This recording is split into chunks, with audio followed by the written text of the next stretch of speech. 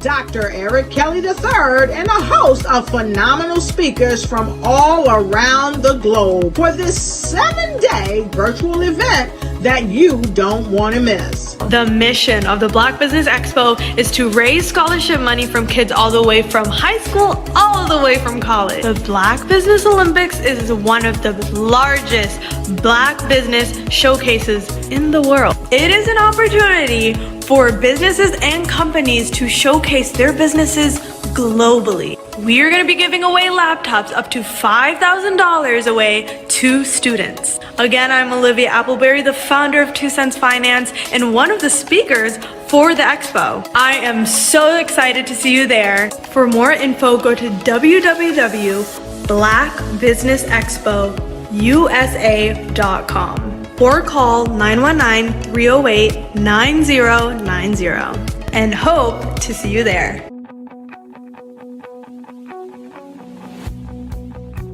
I am Black business. From the moment I wake until the time I sleep. Yes, I am Black business. I am Black business.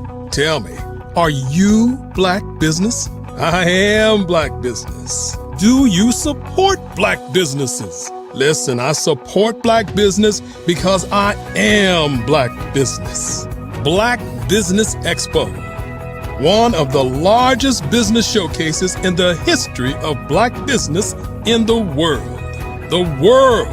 Sign up today at www.blackbusinessexpousa.com or call 919-308-9090. I am Black business. I am Black business. From the moment I wake until the time I sleep, I am Black business. I am Black business. Are you Black business? I am Black business. Do you support Black businesses? I support Black business because I am Black business. Black Business Expo, one of the largest business showcases in the history of Black America in North Carolina. Sign up today at www.blackbusinessexpousa.com or call 919-380-9090. I am Black business. I am Black business. From the moment I wake until the time I sleep, I am Black business. I am Black business. Are you Black business? I am Black business. Do you support Black businesses? I support Black business because I am Black business. Black Business Expo, one of the largest business showcases in the history of Black America in North Carolina. Sign up today at www.blackbusinessexpousa.com or call 919-380-9090. I am Black business. I am Black business. From the moment I wake until the time I sleep, I am Black business. I am Black business. Are you Black business? I am Black business. Do you support Black businesses? I support Black business because I am Black business. Black Business Expo, one of the largest business showcases in the history of Black America in North Carolina. Sign up today.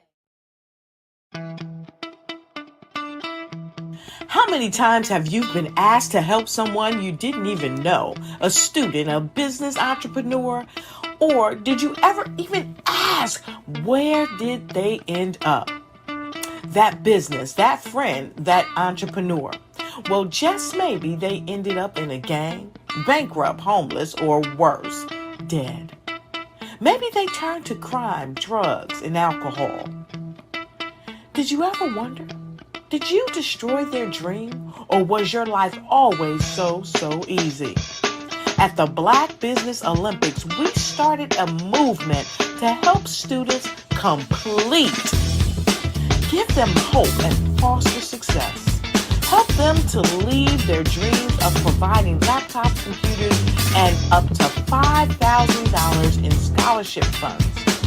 Today, we ask you to help a student, a business owner, or an entrepreneur to realize their dream by sponsoring them, supporting them, and buying from them.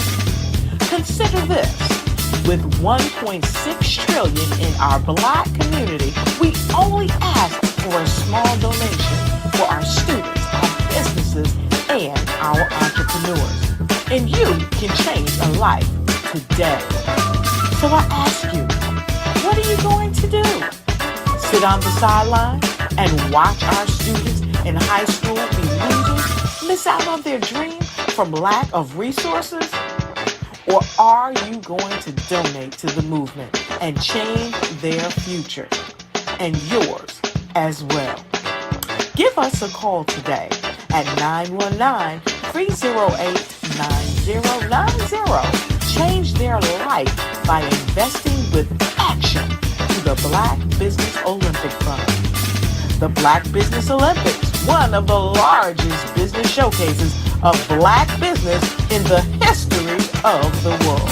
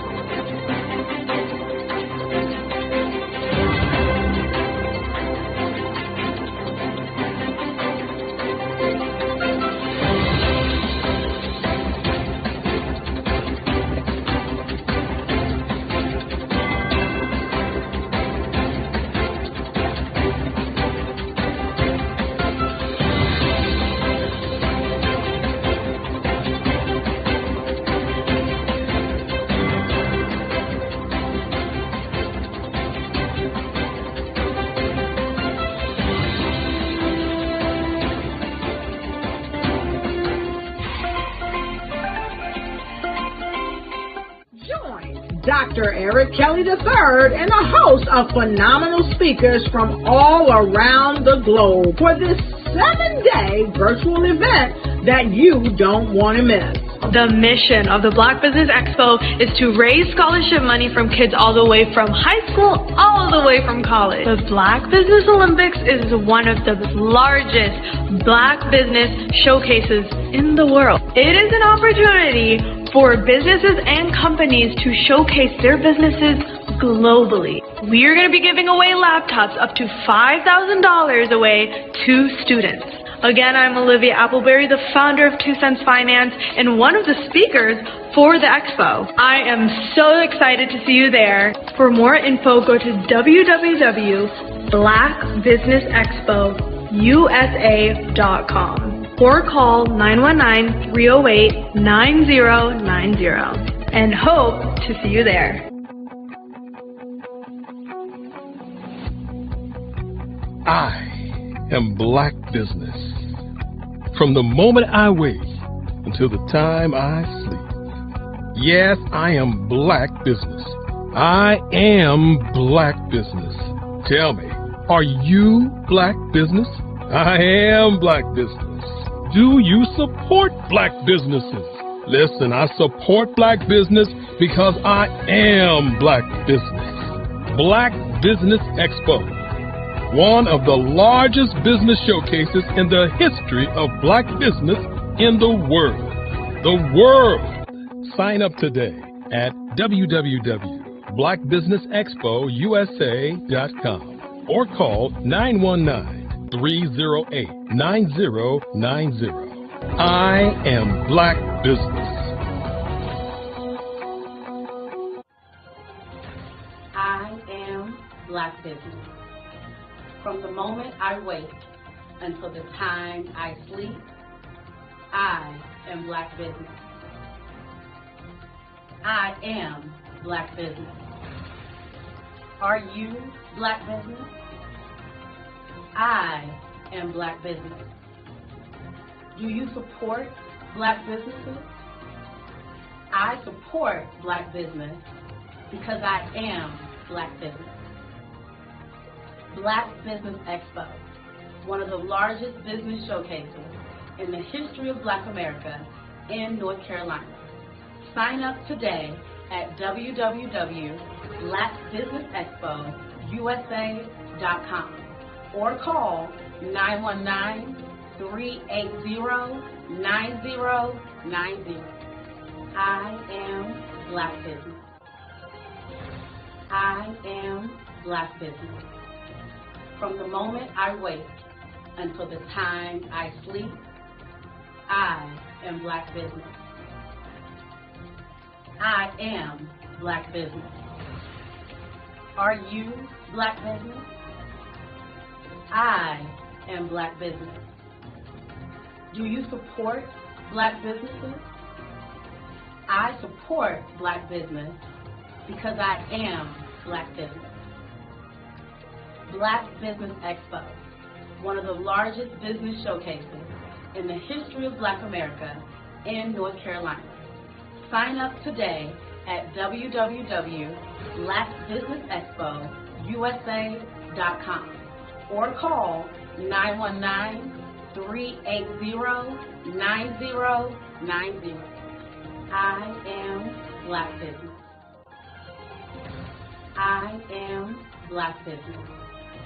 From the moment I wake until the time I sleep, I am Black Business. I am Black Business. Are you Black Business? I am Black Business. Do you support Black businesses?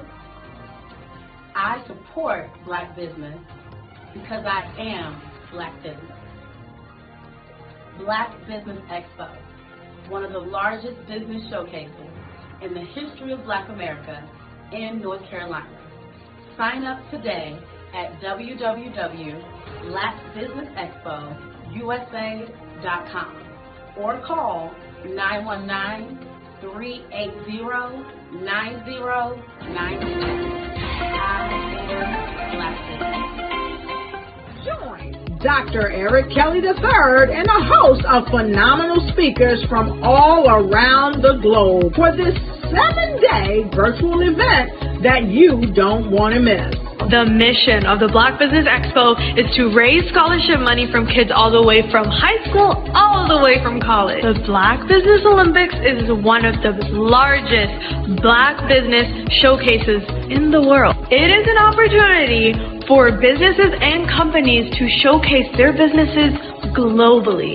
We are going to be giving away laptops up to $5,000 away to students.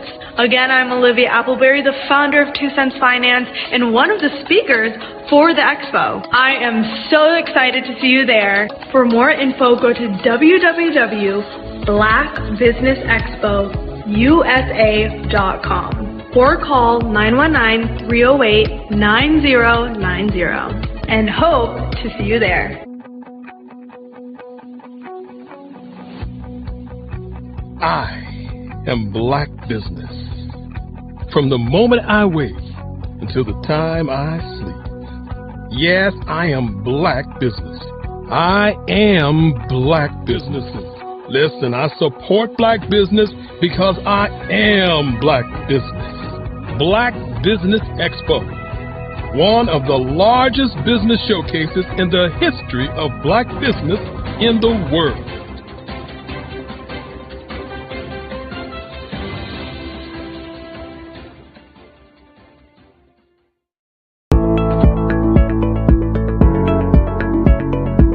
Prepare for what's coming and dominate in economic winter. Stand strong and thrive by showcasing your great products and services globally through the Black Business Network and Black Business Olympics. The Black Business Network has showcased over 2,000 companies with over $7 billion in sales each year. Over 10 million attendees have viewed the rebroadcast each month. Through the Black Business Olympics, unique styles of business training and mentoring are turning students into business owners and entrepreneurial warriors who will dominate in any economy. Gain the ultimate advantage of the Black Business Olympics, 7 days of unbelievable topics and speakers speaking around the globe. Donate your time and experience to provide expertise and scholarships to students worldwide and change the world. Now, more than ever, new insights, tools, strategies, and capabilities are needed. This is your chance for a major presentation to the world. Fill out the form and join the more than 2,000 speakers who have presented to over 200 countries.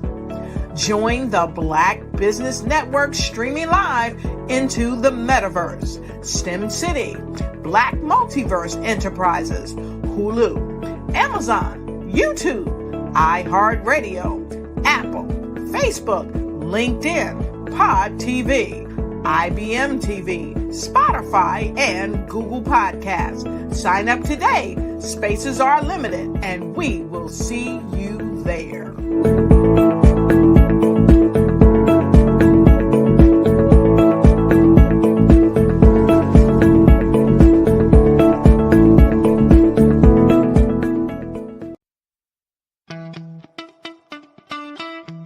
How many times have you been asked to help someone you didn't even know, a student, a business entrepreneur, or did you ever even ask, where did they end up?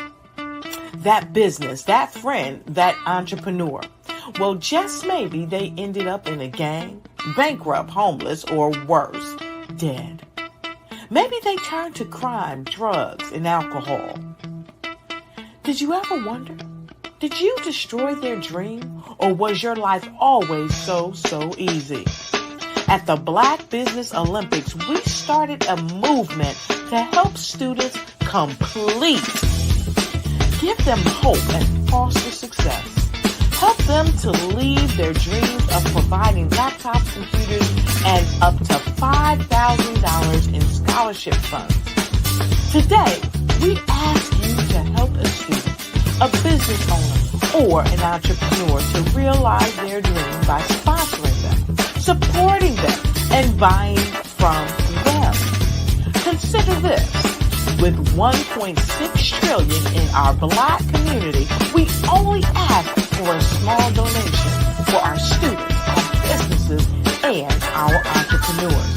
And you can change a life today. So I ask you, what are you going to do? Sit on the sideline and watch our students in high school be losers, miss out on their dream from lack of resources? Or are you going to donate to the movement and change their future and yours as well? Give us a call today at 919-308-9090. Change their life by investing with action to the Black Business Olympic Fund. The Black Business Olympics, one of the largest business showcases of Black business in the history of the world.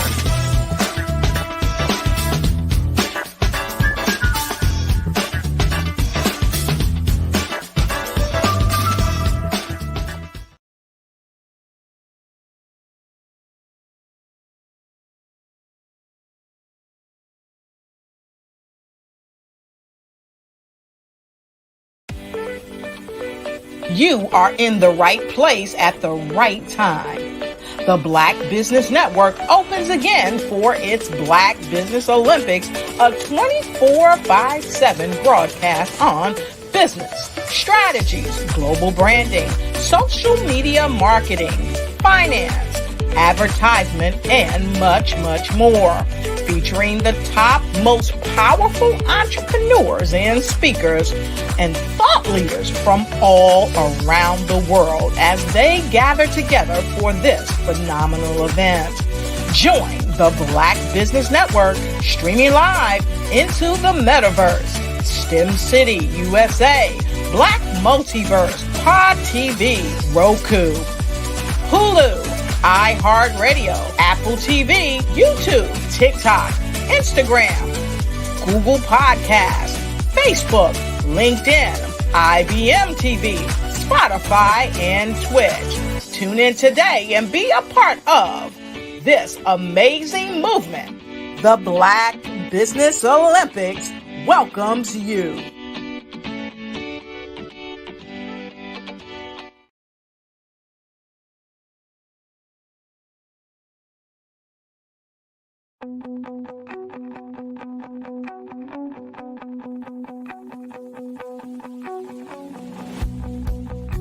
I am Black business. From the moment I wake until the time I sleep. Yes, I am Black business. I am Black business. Tell me, are you Black business? I am Black business. Do you support Black businesses? Listen, I support Black business because I am Black business. Black Business Expo, one of the largest business showcases in the history of Black business in the world. The world! Sign up today at www.blackbusinessexpousa.com or call 919-308-9090. I am Black business.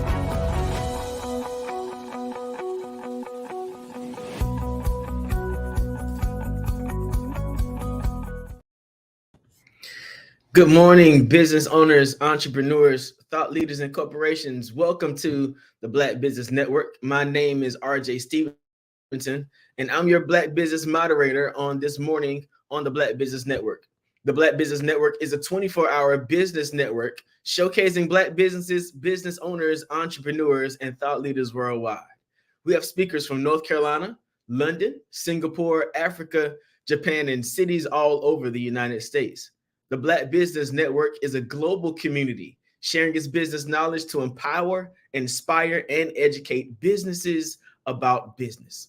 Our first speaker this morning is the CEO and founder of the Black Business Network, Dr. Eric Kelly III, a prolific artist and first art scholarship student of North Carolina Central University. Dr. Kelly has trailblazed the way of the Black Business Network and Olympics. During the COVID-19 pandemic, Dr. Kelly led this organization through this very platform, the Black Business Olympics, now being one of the largest showcases of Black business in the history of Black business in the world. Won't you welcome to the Black Business Olympic stage, our founder, Dr. Eric Kelly III.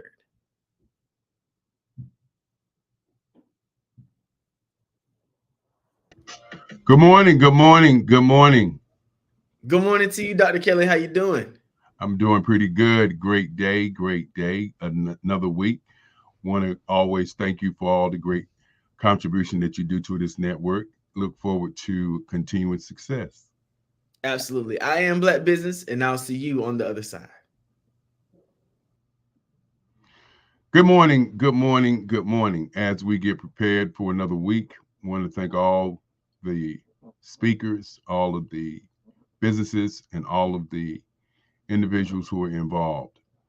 This morning, I come to you with a very, very serious conversation about communication, about business, and about the Olympics. I want to talk a little bit about how all of this started. I think many times we don't get an opportunity to really sit down and talk about the beginning.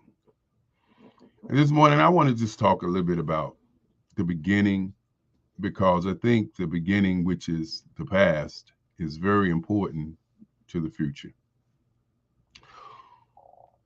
When I was in art school, or better yet, I was at North Carolina Central University, or better yet, back in high school, I was thinking about what my future was going to hold. Did not know where I would be or what I would do or where I would go. All I had, or all I knew, was I wanted to do something with my art. No idea of a scholarship, no idea of what it was going to be, none of those things. And so I continued to forge on and push forward the idea that that's what I wanted to do.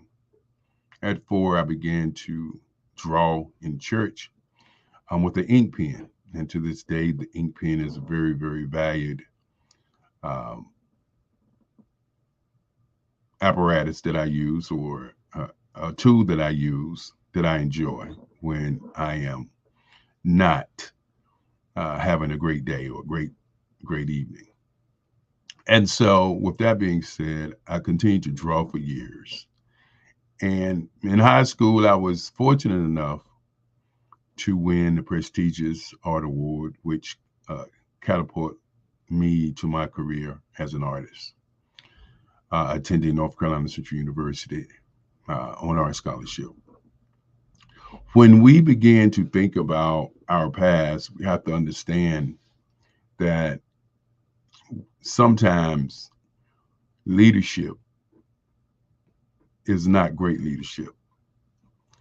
My art instructor, or my counselor, convinced me to go into advertising, because he said most artists would be starving artists. And me having a young mind at the time, I decided, along with him, to go into advertising. And that advertising piece turned into Kelly Worldwide. And Kelly Worldwide turned into an advertising agency. And while at Kelly Worldwide, my grandmother came to me and she said she wanted to start a show, an event. And that event that she wanted to start was an event for Black businesses and corporations to get together. And so I initially thought that that was interesting. I did not think it was going to be something of the magnitude that she saw. And I think sometimes we don't see the vision that somebody else sees. We see the vision that we see. And so sadly, I took the event to another organization because I was the fundraiser. I thought it would be a great way to raise funds. And that was what I thought. Unfortunately, or fortunately for me, the president at that time decided that it wasn't his idea. And so after months of planning, he decided that the organization was not going to do the event, which left it in my lap where it should have been from the beginning.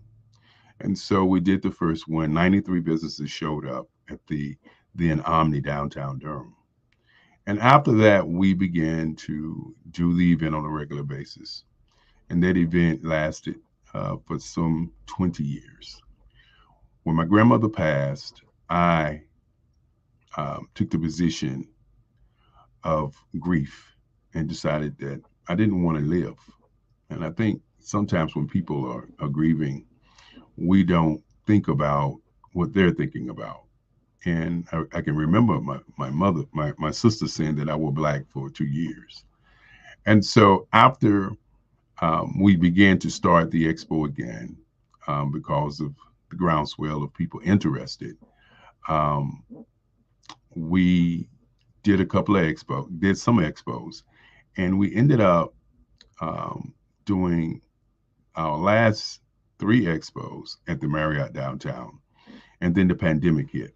And once the pandemic hit and everybody was in their homes, I talked with my mother about what we were going to do. And so we didn't want to do an event that was going to be a weekend event, because that's what everybody was doing. And so we decided to do an event that was 7 days a week, which is where we are today.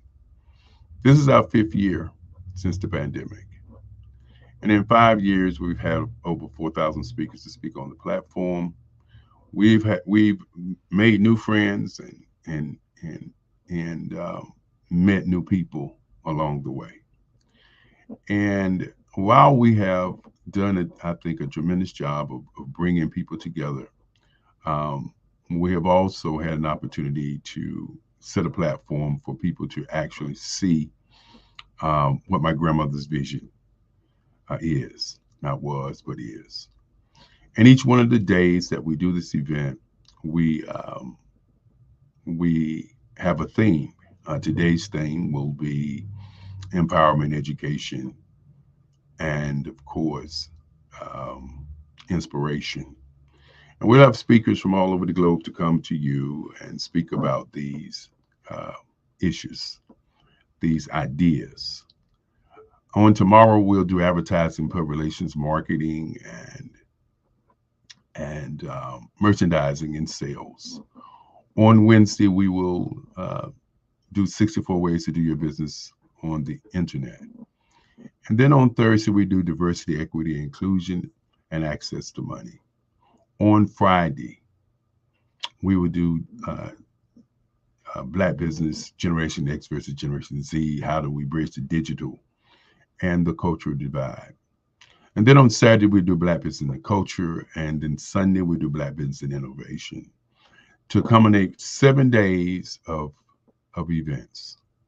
And those 7 days will be historical again, as this is again our 5th year, as we work toward doing 365 days of live programming. There's many things that I like to say this morning about the team and the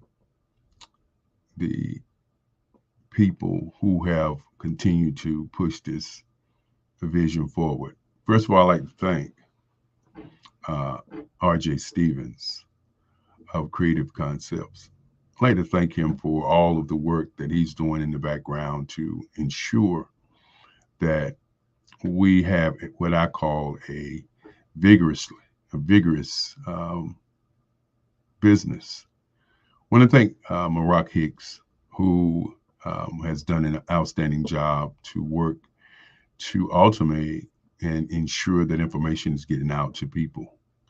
Both of these individuals have been critical and crucial to the growth of what we're doing.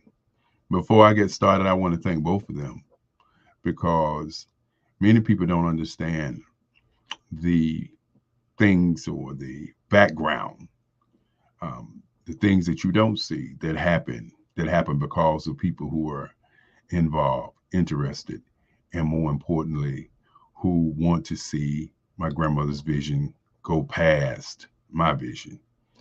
And so with that being said, I'd like to also talk about the future.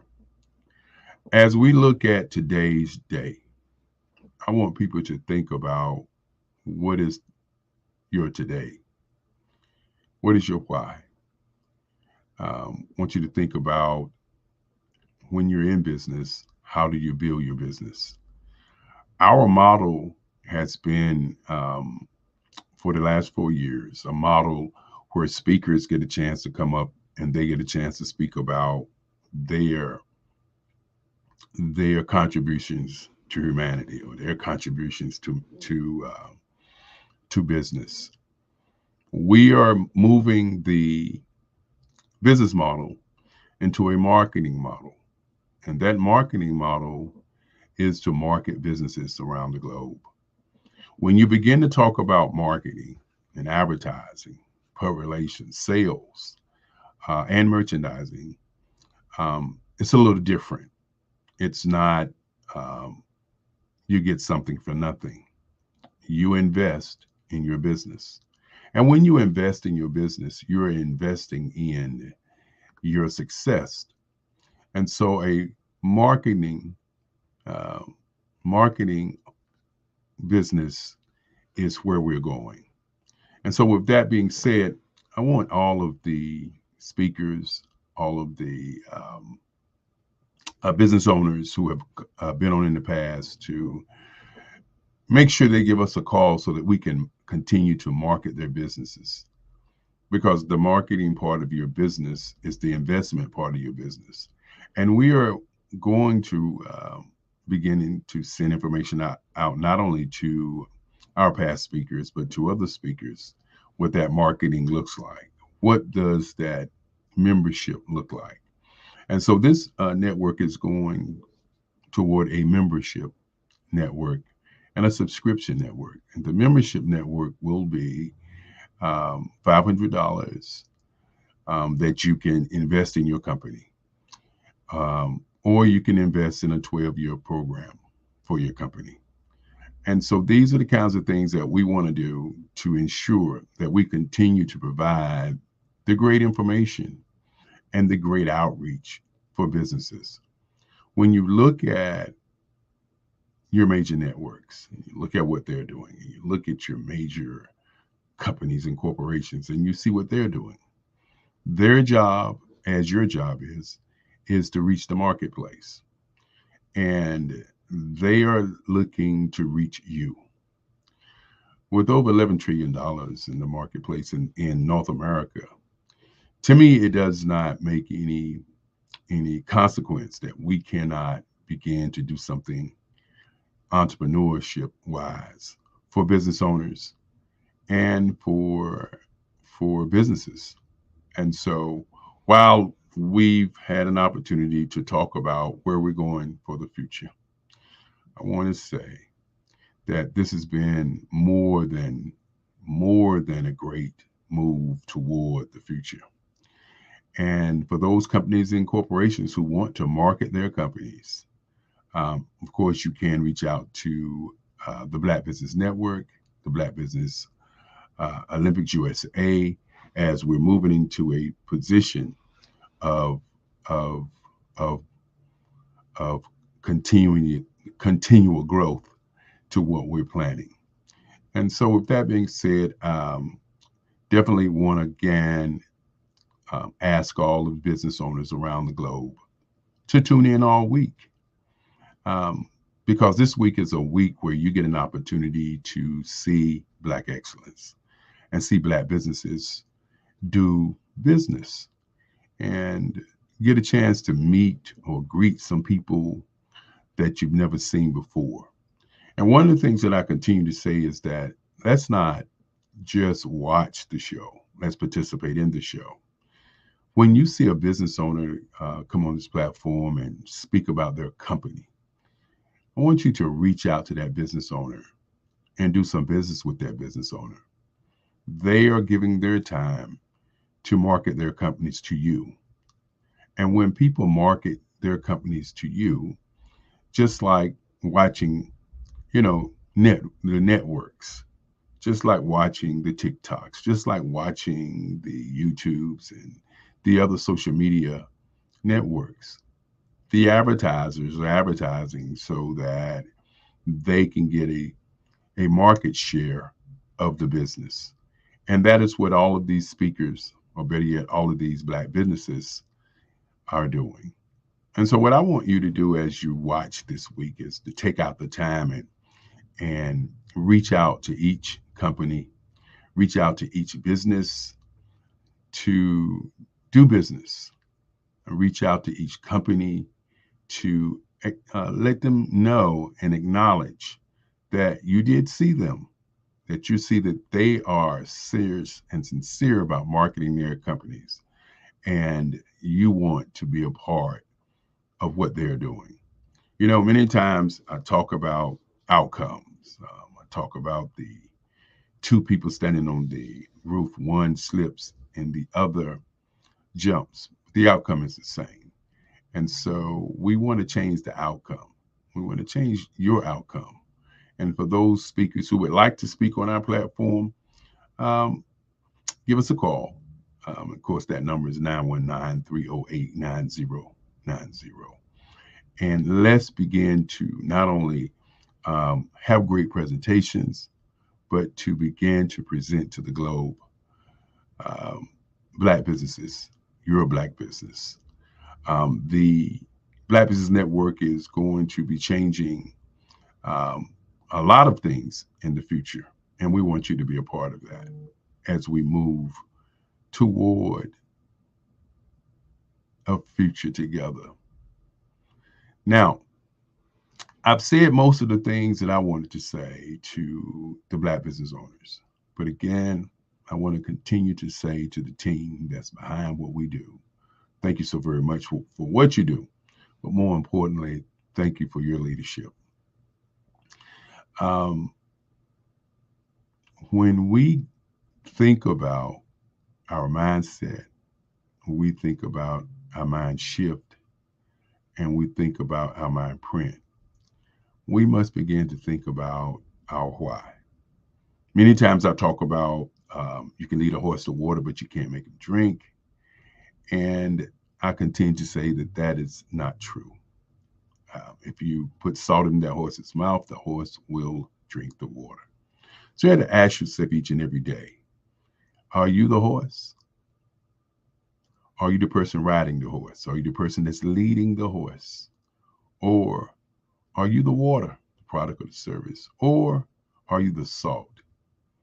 The Black Business Network wants to be the salt to Black businesses globally so that people can drink of the water and showcase and market their services.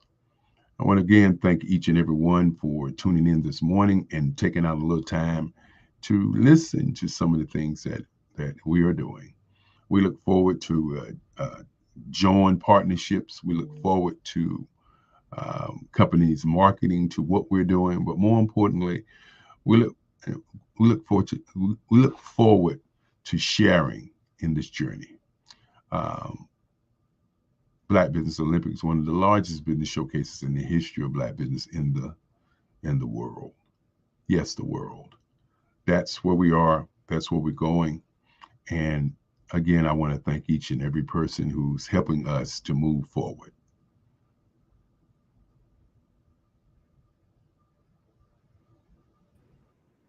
Wow, thank you so much for all of that amazing information, Dr. Kelly. We're excited about where the Black Business Network is going, and thank you so much for all of the insight and input that you've done to make this a viable platform for Black business.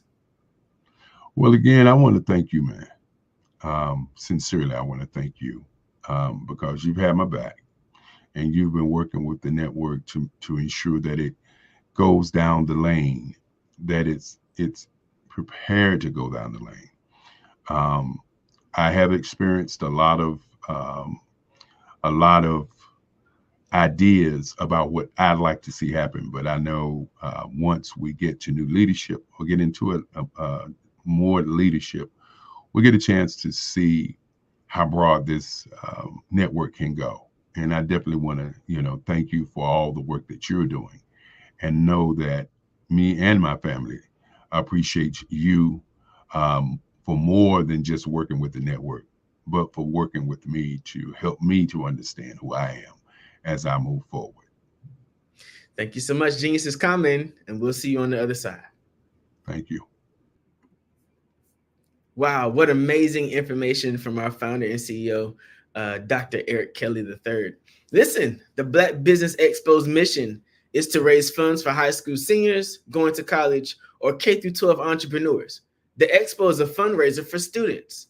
You can go to www.blackbusinessexpousa.com to donate to the scholarship fund, or use the Cash App that's on the screen below, BBXUSA. Again, that's $BBXUSA. Our goal is to give laptops and up to $5,000 to 10 students. Students can register online at www.blackbusinessexpousa.com. Every dollar counts, so we want to remind you to donate to the scholarship fund. We want to thank our Black Business Expo USA sponsors for June 2024, NC100, Moody Capital Partners, Suede Soul, 5-Star BDM Media, Lotus Reshade Coaching and Training, Carolina, Virginia Minority Supplier Development Council, Step Management, Hello LLC, BHS and Associates, Margie McLean Foundation Incorporated, Genius is Common, Earth Essentials, Melanie Shani Global, Executive Women's Success Institute, The Quality Coaching Company, Superwoman Business Services, Creative Force Studios, Lee Entertainment, Artistic App Design, Black Business Expo USA. Genius is coming, and I'll see you on the other side. You are in the right place at the right time. The Black Business Network opens again for its Black Business Olympics, a 24/7 broadcast on business, strategies, global branding, social media marketing, finance, advertisement, and much, much more. Featuring the top, most powerful entrepreneurs and speakers and thought leaders from all around the world as they gather together for this phenomenal event. Join the Black Business Network streaming live into the metaverse, STEM City USA, Black Multiverse, Pod TV, Roku, Hulu, iHeartRadio, Apple TV, YouTube, TikTok, Instagram, Google Podcasts, Facebook, LinkedIn, IBM TV, Spotify, and Twitch. Tune in today and be a part of this amazing movement. The Black Business Olympics welcomes you.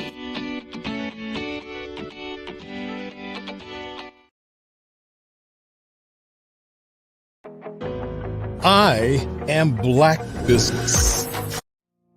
Did you know that approximately 333.34 million businesses exist today, according to a report from 2021? And you may be one of those businesses, or maybe you're not in the business market yet, but you're aspiring to be a business owner. Well, guess what? You're in the right place at the right time. Because let's face it, everything is about timing and opportunity. Hi, my name is Dr. Lotus Richer, and I'm the CEO and founder of the Lotus Richer Coaching and Consulting LLC, along with the Lotus Richer Ignite Show. 15 minutes of success with Dr. Lotus Richer, as well as books to boom your business and bring who you are. And today, I want to bring this amazing message to you about the Black Business Network and the Black Business Olympics. See, the Black Business Network and the Black Business Olympics is designed to help people just like you, that's right, that look like me, to take their business to the next level. Not just in your front yard or your backyard, but globally.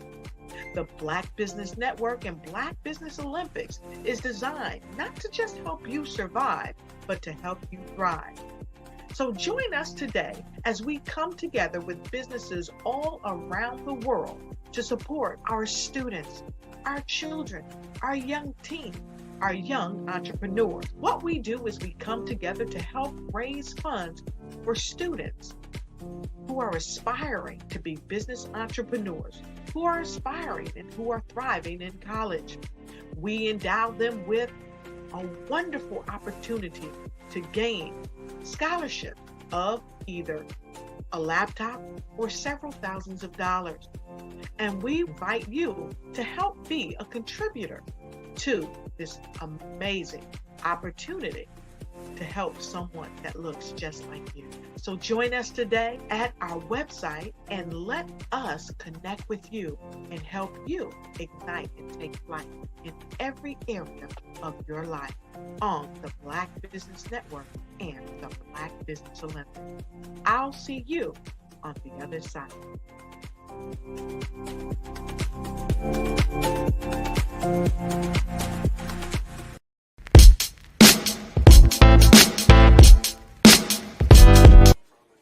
So are you going to the Christmas party on Saturday? Of course. What do you think folks will say if my wife and I didn't show up? Plus, they'd miss my dance moves. Please, those moves from the 80s? Seriously lame. Lame? Well, maybe a little bit, but this chief of surgery always gets the party started, sister.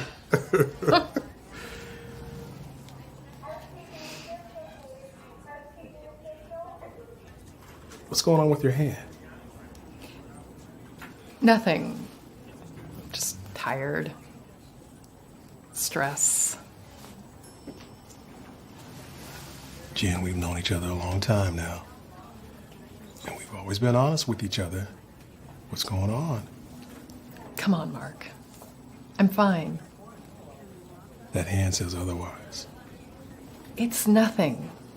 Look, this does not interfere with my ability to do my work. Jan, until you get a complete workup, you know I can't let you back in the operating room.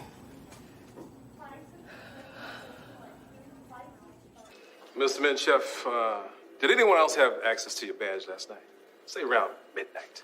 Because the computers here at your lab show that somebody was here. And although your cameras don't show it, somebody was in your building. The chip is his property. Belongs to him. No, he belongs to no one. Simon, do you belong to him? No, he has a right. He has no rights.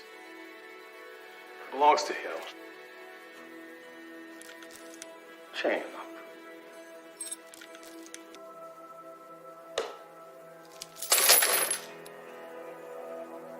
Wrong? He just wrote free man. I am not chaining him up. Hey man, where's the bathroom at? Huh? You know you're the only one, right? Right, and she's number 2, and that one's number 3, Come on and number now. 4. All of this stuff, it's not pleasure. This is business. It's not. Relax. Enjoy yourself, all right? You know where they are. I know you know. You're just lucky I'm a nice guy. This house is for sale. You go in and act like you want to buy the place. Look around. Find everywhere you want to go. That way you'll know the floor plan. Aren't you worried that they might call the cops afterward? No. Because when he gets back, we gonna kill him and his wife. Locked us up. Somebody forgot to throw away the key.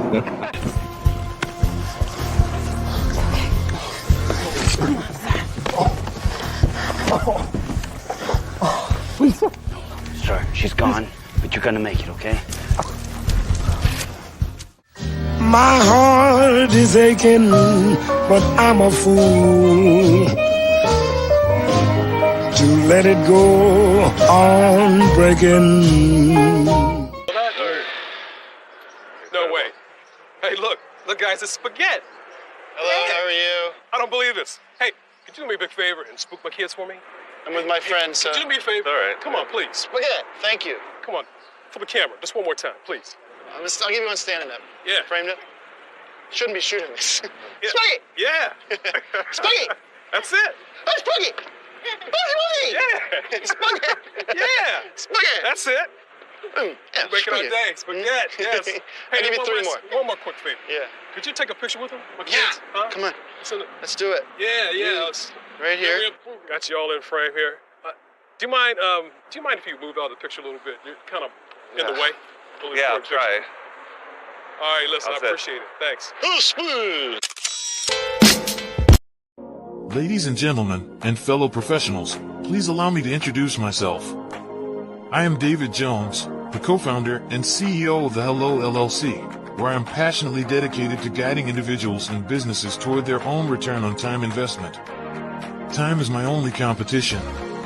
With over 20 years of experience as a corporate C-level executive, I bring a wealth of knowledge and expertise to the Hello LLC. My career journey has been marked by a relentless pursuit of excellence in marketing, strategy, and business management leadership. I have had the privilege of working with renowned Fortune 500 companies such as Xerox, American Airlines, Hilton, and Geico. However, what truly drives me is the transformational work we do at the Hello LLC. We are pioneering a new approach to business in the metaverse, where we empower businesses and individuals to build strong foundations, automate their processes and systems, while thriving in the ever-evolving digital landscape. More than just a 3D digital marketing agency, the Hello LLC is truly a community built on love, kindness, and integrity. We want more for you than from you. As I often say, collaboration is the new competition. In an era where time is the most precious commodity, I am here to guide you toward your own return on time investment, because if time was sold in stores, it would be sold out. with a deep commitment to excellence and a strong belief in the power of community. I don't just lead a company, I lead a movement into the future of business. Ladies and gentlemen, it is both an honor and a pleasure to be your guide on this remarkable journey. I am David Jones, and together, we will embrace a future marked by success, collaboration, and the transformative work we do at the Hello LLC. Hello stands for helping everyone live life optimally. So, let's make that pivot together and start living life optimally today.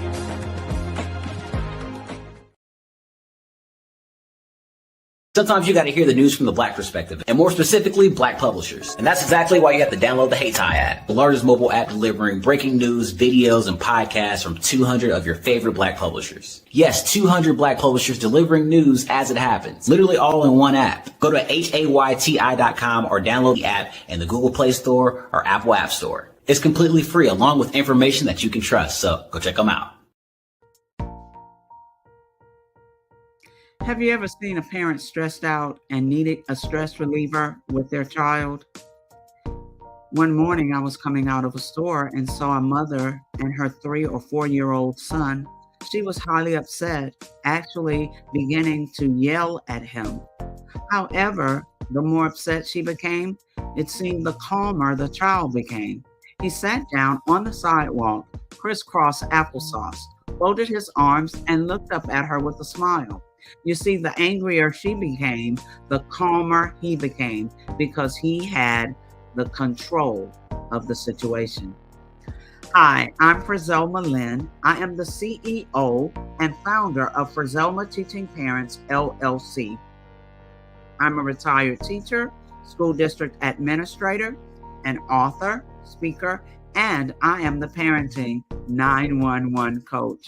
My mission is to rescue families by equipping parents with proven, effective, and practical strategies to enhance their parenting skills. Many times we as a society expect parents to teach, train, and raise their children without providing the necessary tools they need to accomplish this. However, parenting issues cannot be resolved without intervention.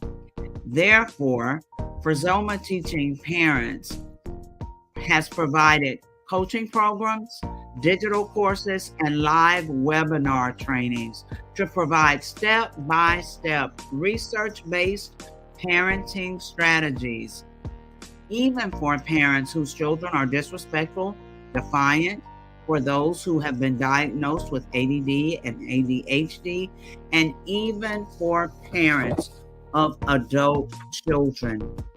No longer will you have the need to feel like you are a failure as a parent.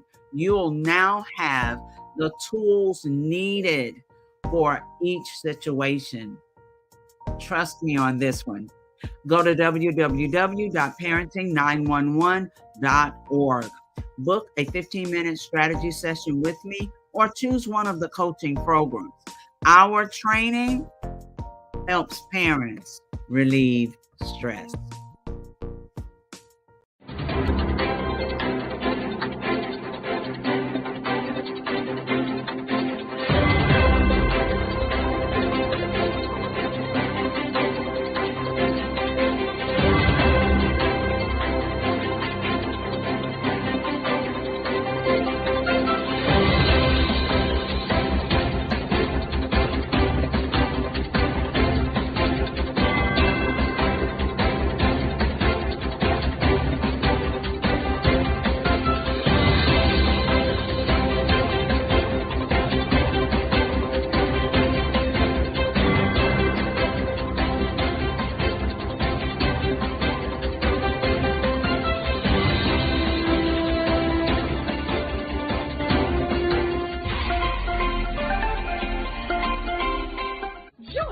Dr. Eric Kelly III and a host of phenomenal speakers from all around the globe for this 7-day virtual event that you don't want to miss. The mission of the Black Business Expo is to raise scholarship money from kids all the way from high school, all the way from college. The Black Business Olympics is one of the largest Black business showcases in the world. It is an opportunity for businesses and companies to showcase their businesses globally. We are going to be giving away laptops up to $5,000 away to students. Again, I'm Olivia Appleberry, the founder of 2 Cents Finance and one of the speakers for the expo. I am so excited to see you there. For more info, go to www.blackbusinessexpousa.com or call 919-308-9090 and hope to see you there. I am Black business. From the moment I wake until the time I sleep. Yes, I am Black business. I am Black business. Tell me, are you Black business? I am Black business. Do you support Black businesses? Listen, I support Black business because I am Black business. Black Business Expo, one of the largest business showcases in the history of Black business in the world. The world! Sign up today at www.blackbusinessexpousa.com or call 919-308-9090. I am Black business. I am Black business. From the moment I wake until the time I sleep, I am Black business. I am Black business. Are you Black business? I am Black business. Do you support Black businesses? I support Black business because I am Black business. Black Business Expo, one of the largest business showcases in the history of Black America in North Carolina. Sign up today at www.blackbusinessexpousa.com or call 919-380-9090. I am Black business. I am Black business. From the moment I wake until the time I sleep, I am Black business. I am Black business. Are you Black business? I am Black business. Do you support Black businesses? I support Black business because I am Black business. Black Business Expo, one of the largest business showcases in the history of Black America in North Carolina. Sign up today at www.blackbusinessexpousa.com or call 919-380-9090. I am Black business. I am Black business. From the moment I wake until the time I sleep, I am Black business. I am Black business. Are you Black business? I am Black business. Do you support Black businesses? I support Black business because I am Black business. Black Business Expo, one of the largest business showcases in the history of Black America in North Carolina. Sign up today at www.blackbusinessexpousa.com or call 919-380-9090. I am Black business. Join Dr. Eric Kelly III and a host of phenomenal speakers from all around the globe for this 7-day virtual event that you don't want to miss. The mission of the Black Business Expo is to raise scholarship money from kids all the way from high school, all the way from college. The Black Business Olympics is one of the largest Black business showcases in the world. It is an opportunity for businesses and companies to showcase their businesses globally. We are going to be giving away laptops up to $5,000 away to students. Again, I'm Olivia Appleberry, the founder of 2 Cents Finance and one of the speakers for the expo. I am so excited to see you there. For more info, go to www.blackbusinessexpousa.com or call 919-308-9090 and hope to see you there.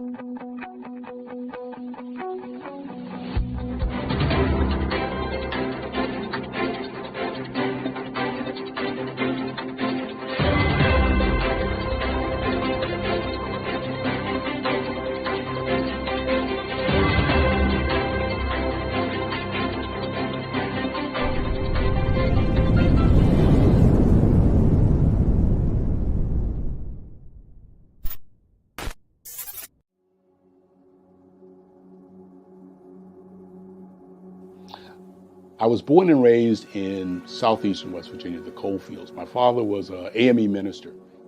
For me, I was very fortunate. Even though I grew up in the segregated South, I was surrounded by flourishing Black businesses, doctors, lawyers, bankers, dentists. They were all there and they were all successful. And I guess that's part of my dream, is to see that success come back. My name is Joseph Simmons, and I am the founder of the Center for Micro-Entrepreneurial Training. We have this moment in time where we can change the trajectory of people. And our focus is on women, Black and brown entrepreneurs, and their access to capital, their ability to build thriving businesses, the ability to employ people. There's a study that showed that in those 3 communities, especially Black and brown communities, $1 stays in those communities for 30 minutes. In white community, $1 stays in their communities for 8 hours. So think about it. For you in a Black or brown community to get gas, to get food, to go to a restaurant, you've got to leave your community, take those dollars out of that community and take it to another community that's already being well served. So if we can reverse that, if we can go from 30 minutes to an hour to 2 hours, that's progress. That's what we need to do. I was with SCORE. And then in May of 2020, of course, the events happened in regards to the murder of George Floyd. The other thing that I was experiencing was the denials of federal funds for small businesses. And it revolved around one thing. These businesses were not being prepared for grants and for government programs. And I came up with the idea for the Center for Micro-Entrepreneurial based off those 2 things. Morgan Stanley had a report out in 2020, first quarter, and it talked about there were 3 groups that were massively devastated by COVID-19 on their business. That was 1, women, number 2, Black, and number 3, brown entrepreneurs. The research showed that they had less cash on hand, they had less opportunity to go into a bank and get money, and they were very dependent on family and friends to keep their business up and running. If we can focus on those 3 groups, then we can have a dramatic impact on our communities. Really, the focus is on 3 areas. And those 3 areas are 1, the people, number 2, the courses, and number 3, a support network. Here at CMAT, we will provide you with the fundamentals for generational success. And you will be creating a vibrant community by attending our 5-day immersive training course.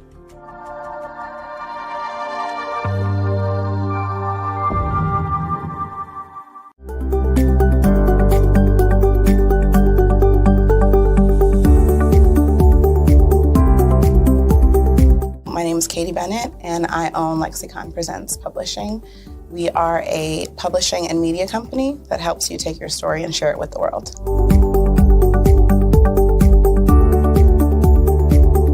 You know, for a while, I just had my family telling me to just hang it up, get over it, you know, and I had no support And it was in your program that I really understood the necessity for having that help, having that support. And so now I actually feel like a CEO as we scale, as our clientele changes, as my company is opening doors for other people to, take care of their families. It's just completely changed from just a mom who was publishing books.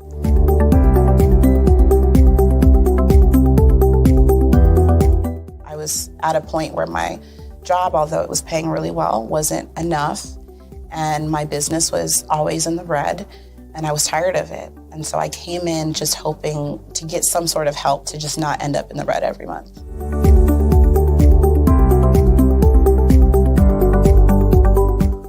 Ooh, wow. Okay, so there was one in particular, I cannot remember his name, but he asked me, he said, why are you in business?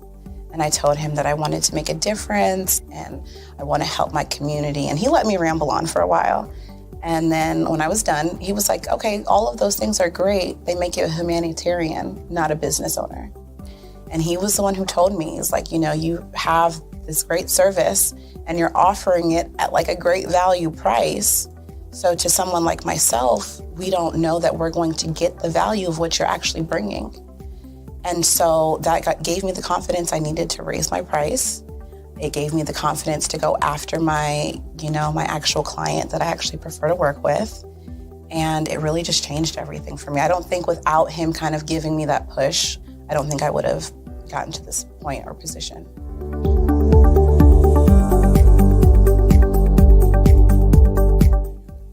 Wow, the benefits is just having a coach that holds you accountable. They set goals with you. That's been my favorite part. She has amazing experience, and so she brings her strategies and her ideas, and she helped me narrow down, what services I actually wanted to offer, how I could actually continue to offer it, how many clients at one time could I have. All of the information that she's given has just really transformed my entire company. And so I know I would have never gotten to where I am today and having some of these partnerships that I'm, having now without her help.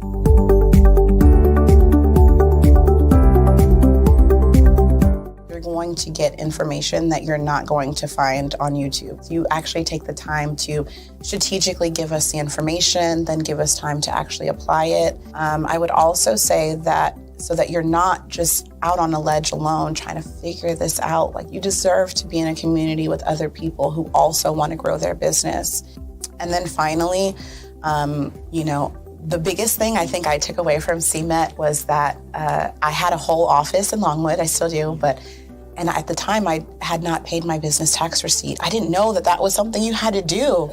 So that was like one of the first couple days of information, and I'm like, oh my gosh, let me go get that together right now. So I'm really glad that, CMET was there for myself, and, anybody else who has the opportunity, they need to do it.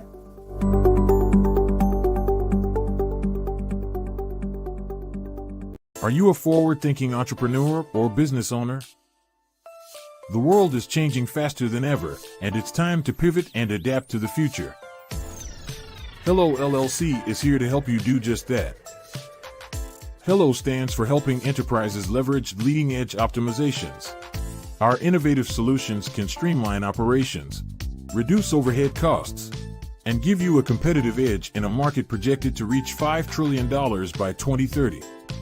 By pivoting to the metaverse, businesses can tap into a rapidly growing market that is projected to be a significant part of daily life for 25% of Americans by 2026.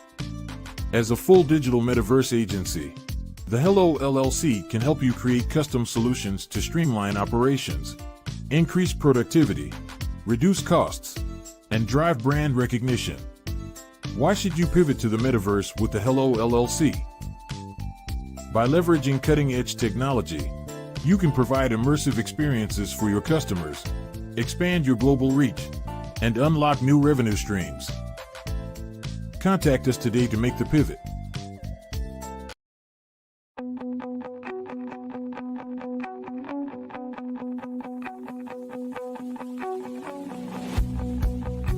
I am Black Business. From the moment I wake until the time I sleep. Yes, I am Black Business. I am black business. Tell me, are you black business? I am black business. Do you support black businesses? Listen, I support black business because I am black business. Black Business Expo, one of the largest business showcases in the history of black business in the world. The world! Sign up today at www.blackbusinessexpousa.com or call 919-308-9090. I am black business.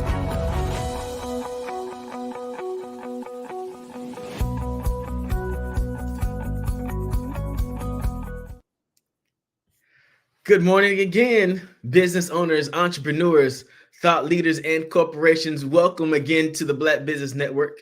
My name is RJ Stevenson. I'm your Black Business moderator for this morning on the Black Business Network. The Black Business Network is a 24-hour business network showcasing Black businesses, business owners, entrepreneurs, and thought leaders worldwide. We have speakers from North Carolina, London, Singapore, Africa, Japan, and cities all over the United States. The Black Business Network is a global community sharing its business knowledge to empower, inspire, and educate businesses about business. Our next coming up speaker this morning on the Black Business Network is Joseph Pridgeon, author, pastor, power coach, counselor, preacher, teacher, entrepreneur, mentor, actor, singer-songwriter, worship facilitator. These words don't even begin to describe the ministry of Joseph Benjamin Owen Pridgeon. The best way to describe the ministry of Joseph Pridgeon is energetic. In every arena, he brings a spiritual energy and excitement that can be both seen and felt.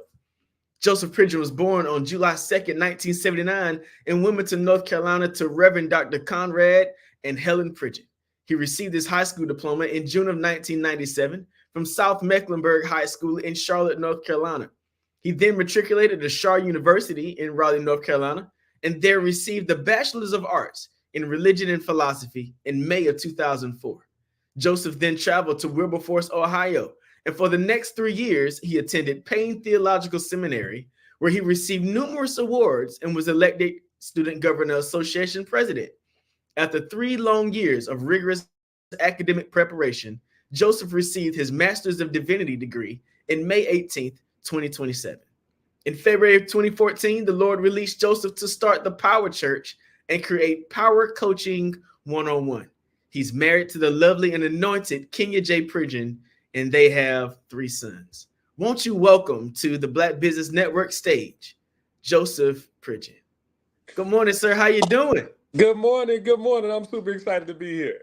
It's the Power Coach, man. I'm excited to hear what wonderful information you're going to share this morning on the Black Business Olympics. Yes, sir. I'm super excited, man. I'm ready to go. We are Black Business, and I'll see you on the other side. All right. All right. Well, hello. How's everybody doing today? My name is Joseph Pridgeon, and I am a pastor and power coach. I help people to turn their God-given purpose into profit. More specifically, I help people to turn their pain into power, their power into purpose, and their purpose into profit. So let's jump right in. Listen, I want to write you a check for $100 million. Wave at me if you want it. Who wants it? I want to write you a check for $100 million. Anybody? Anybody want it? Listen, inbox me. Send me an email. I want to write you a check for $100 million. So how do we get it? Listen, I'm going to give you a check for $100 million. But watch this. Your mom has to get cancer, and you're going to get into a car accident and be paralyzed from the neck down. Now, who still wants it? Nobody? No, nobody still wants to? You don't want the $100 million? Okay. So could it be that we didn't really want the $100 million? Maybe you wanted what you thought the $100 million was going to represent to you. You really just wanted the love, the joy, and the peace that you thought $100 million was going to get you. It just so happens that love, joy, and peace are the first 3 fruit of the Spirit anyway. So what we know from experience, and we're about to go into it in a second, is that $100 million is not the path to love, joy, and peace. But if we can tap into our purpose and into love, joy, and peace, that might just be the path to $100 million. Again, my goal and my desire, my platform, what I teach people to do, I teach people how to turn their pain into power, their power into purpose, and their purpose into profit. Let's jump in. If success was, everywhere I go, I start with this principle. If success was what they taught us success was, then Robin Williams, Whitney Houston, and Michael Jackson would still be alive. I'm gonna say it again. If success was what they taught us success was, then Robin Williams, Whitney Houston, and Michael Jackson would still be alive. But of course, they're not. Again, it's hard to find an earthly definition of success that Robin Williams, Whitney Houston, and Michael Jackson don't check off all the boxes. I mean, Robin Williams, an amazing actor, just bringing love and joy and laughter to homes and hearts, all over the world. Got critical acclaim and pop culture acclaim, winning all types of awards, but had a hole in his soul that none of those accomplishments could fill. Whitney Houston, we know her story, tragic, one of the greatest singers of our times, but had to have some sort of chemical substance to feel alive. Michael Jackson, probably the worst of the three. Michael Jackson had a talent, had a gift that transcended music. I mean, when people would go to Michael Jackson concerts and pass out, like they would literally just be so overwhelmed with the sheer force of his isness, right? So, and the time when he's in his 50s, when he should just, if he wanted to, just sit back and rest on his laurels, sit back and enjoy all the money the man bought King Tut's gold sarcophagus. I mean, the man wasn't struggling for money. Never, like he built himself a resort for himself. So he wasn't struggling for money, wasn't struggling for success, wasn't struggling for accolades. At the time of his life where he should have just been sitting back, resting on his laurels, he was literally telling his doctor, I want to die. If success was what they taught us success was, Robin Williams, Whitney Houston, and Michael Jackson would still be alive. But we don't even have to stop there. What about Twitch? Ever since I came up with this concept, more people have died. Twitch killed himself. Successful, gifted, powerful, but something was missing. What about Kate Spade? Anybody ever heard of Kate Spade? I honestly hadn't heard of Kate Spade until that kind of thing happened when she passed. But Kate Spade, do y'all know how much Kate Spade was worth? Kate Spade was worth over wait for it, $2 billion. Billion with a B. I'm gonna say it again. Kate Spade was worth over $2 billion. Do you know how depressed you have to be worth $2 billion and be like, yeah, no, I'm good. I don't even want to live no more. Like, this ain't worth it. I'm trying to tell y'all guys, it doesn't matter what you accumulate. It doesn't matter what you accomplish. It doesn't matter if you check off all the boxes, get the degree, get the successful business, the husband, the wife, the kids, the 2.5 kids, the white picket fence, and the dog named Roro. It doesn't matter. It won't make you happy. I want y'all to get it. So listen. So it just so happens that we have a specific blueprint for success in the Word of God. How many of you would agree that we need a new definition of success? How many of y'all would agree with that? Listen, because the world's definition of success ain't getting it. Because the world tells you this is what you got to do to be successful. People do it, and then they kill themselves. So obviously, now we can agree on this. Obviously, that means that's not the definition of success. I can't be successful if I no longer want to live. That's not success. That's not a good definition of success. Watch again. And the world wants to ignore that. They say, hey, ignore your wife, ignore your kids, ignore your family, or ignore your spouse. Pour all you can do into working, 18-hour days. And the goal is for you to become a multimillionaire. But then watch this. Who is it? Jeff Bezos, richest man on the planet, divorced, wife divorced him and made it a point to spend all his money. So listen, I'm getting half of your money. I'm going to spend this money. I'm going to give it away. I'm going to give it away. So obviously that's not the definition of success. The Bible gives us a specific blueprint for success in the Word of God. Now I hear you. You say, JP, if the Bible is this magical blueprint for success, why are so many Christians losing? Why are so many Christians struggling in their relationships, in their finances, and in their health? I would submit to you there's an answer. And I would submit to you that the answer is not, the problem is not with the Bible. The problem is with the people. I want y'all to get it. Listen, because people will always say, the principles aren't working. And I would submit to you, it's never that the principles aren't working. I would submit to you, it's that we're not working the principles. I'm gonna say it again. It's never that the principles ain't working. It's that we're not working the principles. So why are so many Christians sick and broken, dysfunctional and divorced and all sorts of kind of stuff? Why? Because it's not because they haven't been taught. It's because they're not applying what they've been taught. John 10:10 says, the thief cometh not before to steal, to kill, but I've come that you might have life and have it more abundantly. Matthew 6:33 says, but seek ye first the kingdom of God and his righteousness, and all these things shall be added unto you. And here, listen, we got to agree right here. Did Jesus Christ leave heaven, come to earth, suffer, bleed, and die to lie to you and try to trick you and convince you that there was such a thing as abundant life when it ain't really? Is that what Jesus came to do? Did Jesus leave earth? Let's talk. Did Jesus leave heaven, come to earth, suffer, bleed, and die to try to trick you into believing that there was abundant life when there really was no such thing? No. There really is abundant life. I'm supposed to be healed. I'm supposed to be rich. I'm supposed to be blessed. I'm supposed to be a category king. I'm supposed to be a witness to the world that the power and the principles of God is real, it's effective, and it works. I tell people all the time, if you always broke, busted, disgusted, and can't be trusted, what you're telling the world is that God is a deadbeat dad. He don't take care of his kids. I ain't gonna mess with y'all. We're gonna move on. Let's get it. I want you to get so there is power. But the first thing we got to understand, if we're gonna turn our pain into power, power into purpose, and purpose into profit, we got to start with pain. Everybody's favorite thing. We got to start with pain. We got to start. You can't avoid. Listen, here's the good news. Whether you saved or whether you're not saved, you're going to deal with pain. Jesus said in Matthew, I think it's John 16:33, in this world you shall have tribulation. Period. That could be a period. In this world you shall have tribulation. Whether you're a follower of Christ or not, whether you believe in the Bible or the Bible is someone just throw it away, whatever it is, in this world you're going to have tribulation. The difference between us is the Bible says that our tribulation is working for our good. That's the difference. I want you to get. So here's the first thing I want you to get. There's no such thing as a believer. There's no such thing as a Christian victim. Write that down. There's no such thing as a Christian victim. But Joseph, you don't know what happened to me. You don't know what they did to me. I can't even tell you what my uncles or what these people did to me, or what I went on first date and how somebody violated me, how somebody took advantage of me, or how they stole from me, how they discriminated me. You don't know the racism I've experienced. You don't know the sexism I've experienced. You don't know the physical, emotional, spiritual abuse that I have received at the hands of other people. No, I don't. You're right. I don't know. But I do know the word. And the word says, no weapon formed against you shall prosper. And it also says, everything that's happened to you is working together for your good. Now let's unpack it. The Bible doesn't say that everything that happened to you was good. Don't lie on the word. You telling me my grandmama died, it was good? You telling me when I got raped, it was good? You telling me when I got discriminated against and lost my job, I got thrown in the prison? You telling me that's good? I didn't say it was good.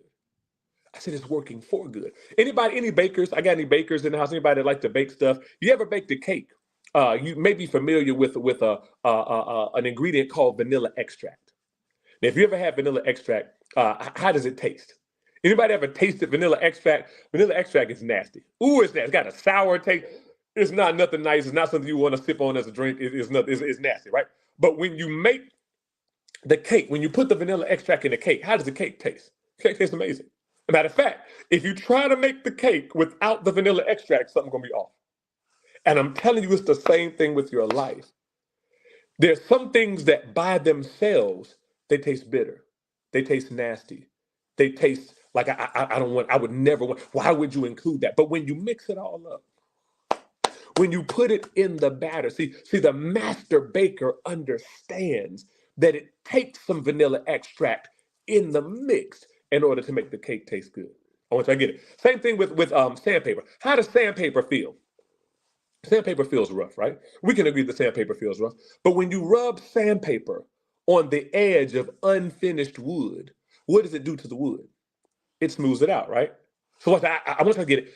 Some of y'all have been praying the wrong prayer. Some of y'all, God has allowed you to get into some sandpaper situations. And you're saying, God, the situation is rough. This situation is scratching me. It's hurting me. It's painful. God, please fix the situation. And God is saying, I can't fix the situation because the situation ain't broken. God, fix the situation. No, I can't fix the situation because the situation is not broken. God, the situation is rough. I know the situation is rough. I'm not trying to change the situation. I'm not trying to smooth out the situation. I put you in a rough situation so that the rough situation could smooth you out.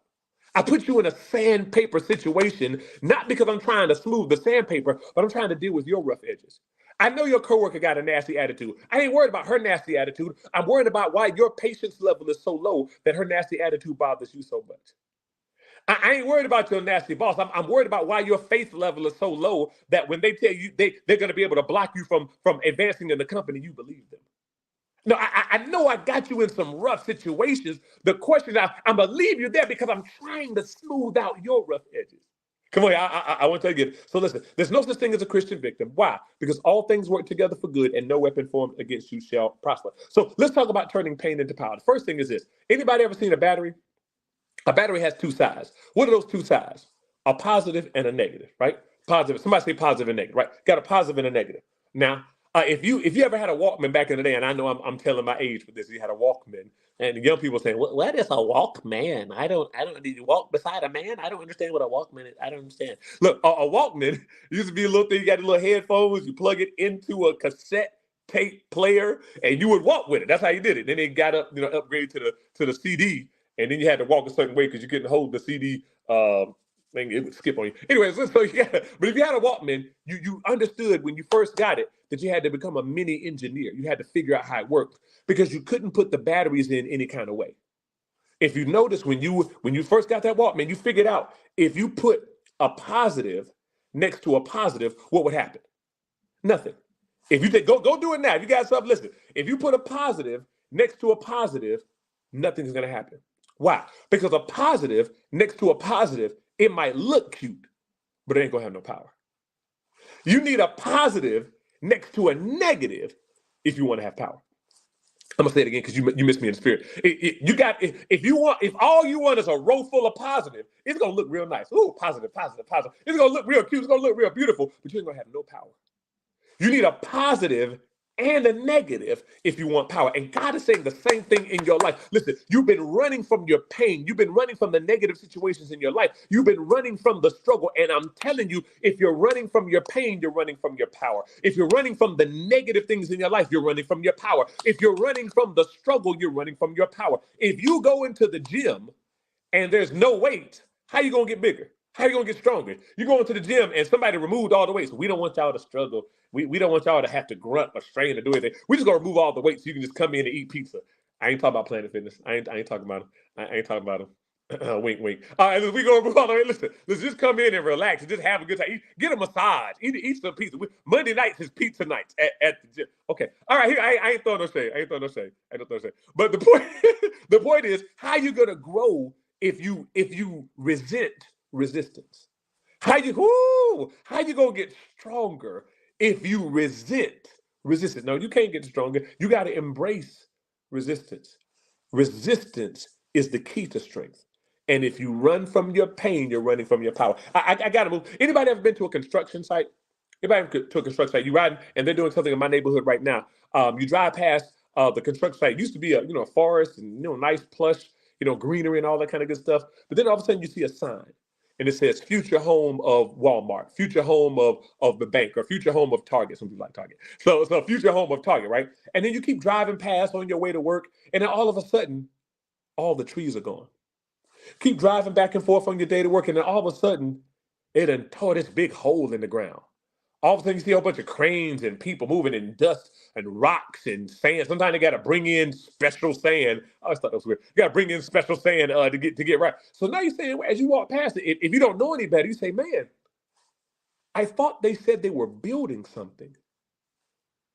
Looked like to me, they tearing stuff up. If you go past a construction site in the early stages, it looked like they tearing stuff. It looked like they threw a bomb in there and just blew everything up. Why? But if you understand how construction works, you understand that construction at the beginning looks like destruction. I'm going to say it again. When you're trying to build something, construction at the beginning, it looks like destruction. And God is saying, I'm trying to build something in your life. And you asked me to take you to the next level. You asked me to build something in your life. And now you're questioning the fact that I'm tearing things up in your life. But if you want me to build the new, you have to get comfortable with me destroying your now. You can't hold on to your now and embrace your new at the same time. God is saying, I'm trying to do a new thing, but the thing you already have is in my way. So I've got to disrupt your now in order to release your new. I've got to disrupt your now in order to deliver your new. And you're fighting me because you're schizophrenic. You forgot that you asked me to deliver your new. So you're trying to hold on to your now. It don't work both ways. It don't work both ways. I want you to get it. And watch this. The higher I want the skyscraper to go, the lower and the deeper I have to dig the hole. You can't build no 100-story skyscraper if you dig a hole 10 feet. You got to dig deep for that foundation. So the first step to building something great is digging the hole. The first step to building something beautiful is going into ugly and dark places to lay the foundation. Woo! I feel the Holy Ghost. Listen, I want you to get it. Listen, God has somebody in some ugly and deep, dark spaces, and you're wondering why I'm here. And God is saying, don't you understand the building process? I've got to take you to some deep, dark, ugly places because that's the only way for me to build something. God, now listen, I can start building a skyscraper on top of the ground. We can start by just going up. But how many know if I build a 100-story skyscraper on top of the ground, that ain't gonna end nice? And you've seen it happen. So many people get instant fame or instant stardom and they crash and burn. Child stars who turn the life of drugs or pornography or what, whatever. They even crime because they were elevated too fast without enough of a foundation. That's just it. I want to get. So we got to master turning pain into power. Watch this. What about a bow and arrow? Anybody ever seen a bow and arrow? If you're going to shoot a bow and arrow, what would you do? Start shooting a bow and arrow, you shoot like this, right? Watch this. If I want the bow and arrow to go really, really, really far, what do? I pull it back even further. Watch this. Here's the revelation. God, I thought you said you were moving me forward. God, I thought you said you were launching me into my next dimension. God, I thought you said that you were going to make me the head and not the tail, above and not beneath, a lender and not above. But God, it feels like I'm moving backwards. But those of us who understand know the further I want the arrow to go forward, the further I've got to pull the arrow backwards. And God sent me all the way here to tell you today, listen, you thought you were losing, but you were never losing. You were launching. I need y'all to get ready. Listen, you were never losing, you were launching. But if you misinterpret your pain, you'll never make it through the process to get to your power. I'm going to say it again. Never despise your pain in the middle of your process because the process of your pain is leading you to your purpose and your power. I got to move real quick. Am I just talking theory? Am I just talking stuff that sounds good? Am I just talking stuff that, makes you feel warm and fuzzy inside? No. Talking about my life. Now, this is in the Word, but it's also in my life. I did a series a while ago entitled, Does Your Jesus Work in Real Life? A lot of times people are disgruntled with religion because there are a lot of things that people are talking about, but they ain't living. Come on. All right. Listen, I want you to get so everything that I've gotten in my life, I've gotten from turning my pain into power. I didn't lead with this, but the Lord has allowed us to have a 7-figure business empire. I'm running several businesses, but we've been able to make over $1 million doing what the Lord has empowered us to do. But everything that I've done, everything that I've created, everything that I've been able to establish came from pain. Watch this. I'm a speaker and a coach, right? In grade school, all my life, I used to get whoopings. Watch this. I used to get whoopings because I would get on my report card the section that says refrain from unnecessary talking, and I would always get needs improvement. And those of you, I'm showing my age now, it would be an N. I don't know what the grading system now, they got a whole bunch of different letters, but it would be a C is commendatory, something good. The C was good. And the S was satisfactory. The N was needs improvement, and the U was unsatisfactory. Man, if you ever got a U, woo, my daddy would tear you up. I'm trying to tell you. But listen, so I would always she wouldn't give me a U. She wasn't trying to kill me. But she would always give me a needs improvement and refrain from unnecessary talking. I would get spankings every single quarter. Every 9 weeks, I get a spanking because the teacher said he does not refrain from unnecessary talking. And now I get paid way more I get paid. No shade. My mama's school teacher. No shade to school teachers. But I get paid 10 times what that teacher got paid because I don't refrain for what she considered unnecessary talking. All of my power came from my pain. Watch this. When I first got married, y'all ain't ready for this. You a pastor, you a preacher, and you telling me when you first got married, your marriage was hell? My marriage was hell. I got married. Listen, I've been doing relationship counseling over 25 years, and I had done relationship counseling for about 13 or 14 years before I got married. So I considered myself a relationship expert. I consider myself a whole guru out here in these streets, right? I mean, so when I got married, I was like, yo, I'm about to kill this joint. I was like, my marriage is about to be lit. Listen to me. The only reason, and my wife will tell you to this day, King, my beautiful wife, my wife will tell you to this day, the only reason we're still married is because we don't believe in divorce. Period. The only reason we're still married is because we don't believe in divorce. Those first 3 years, I mean, I'm literally walking around my church in the dark when ain't nobody there but me and Jesus. I'm like, Lord, this can't be it. This can't be life. What in the nah, bro? Nah, this ain't it. This ain't what you had. Nah, this ain't abundant life. This ain't. Listen, I might as well listen. I might as well just look. I ain't gonna divorce her, but I ain't got to go home. Listen, so I have to sleep in church. Listen, so it was real. But watch this.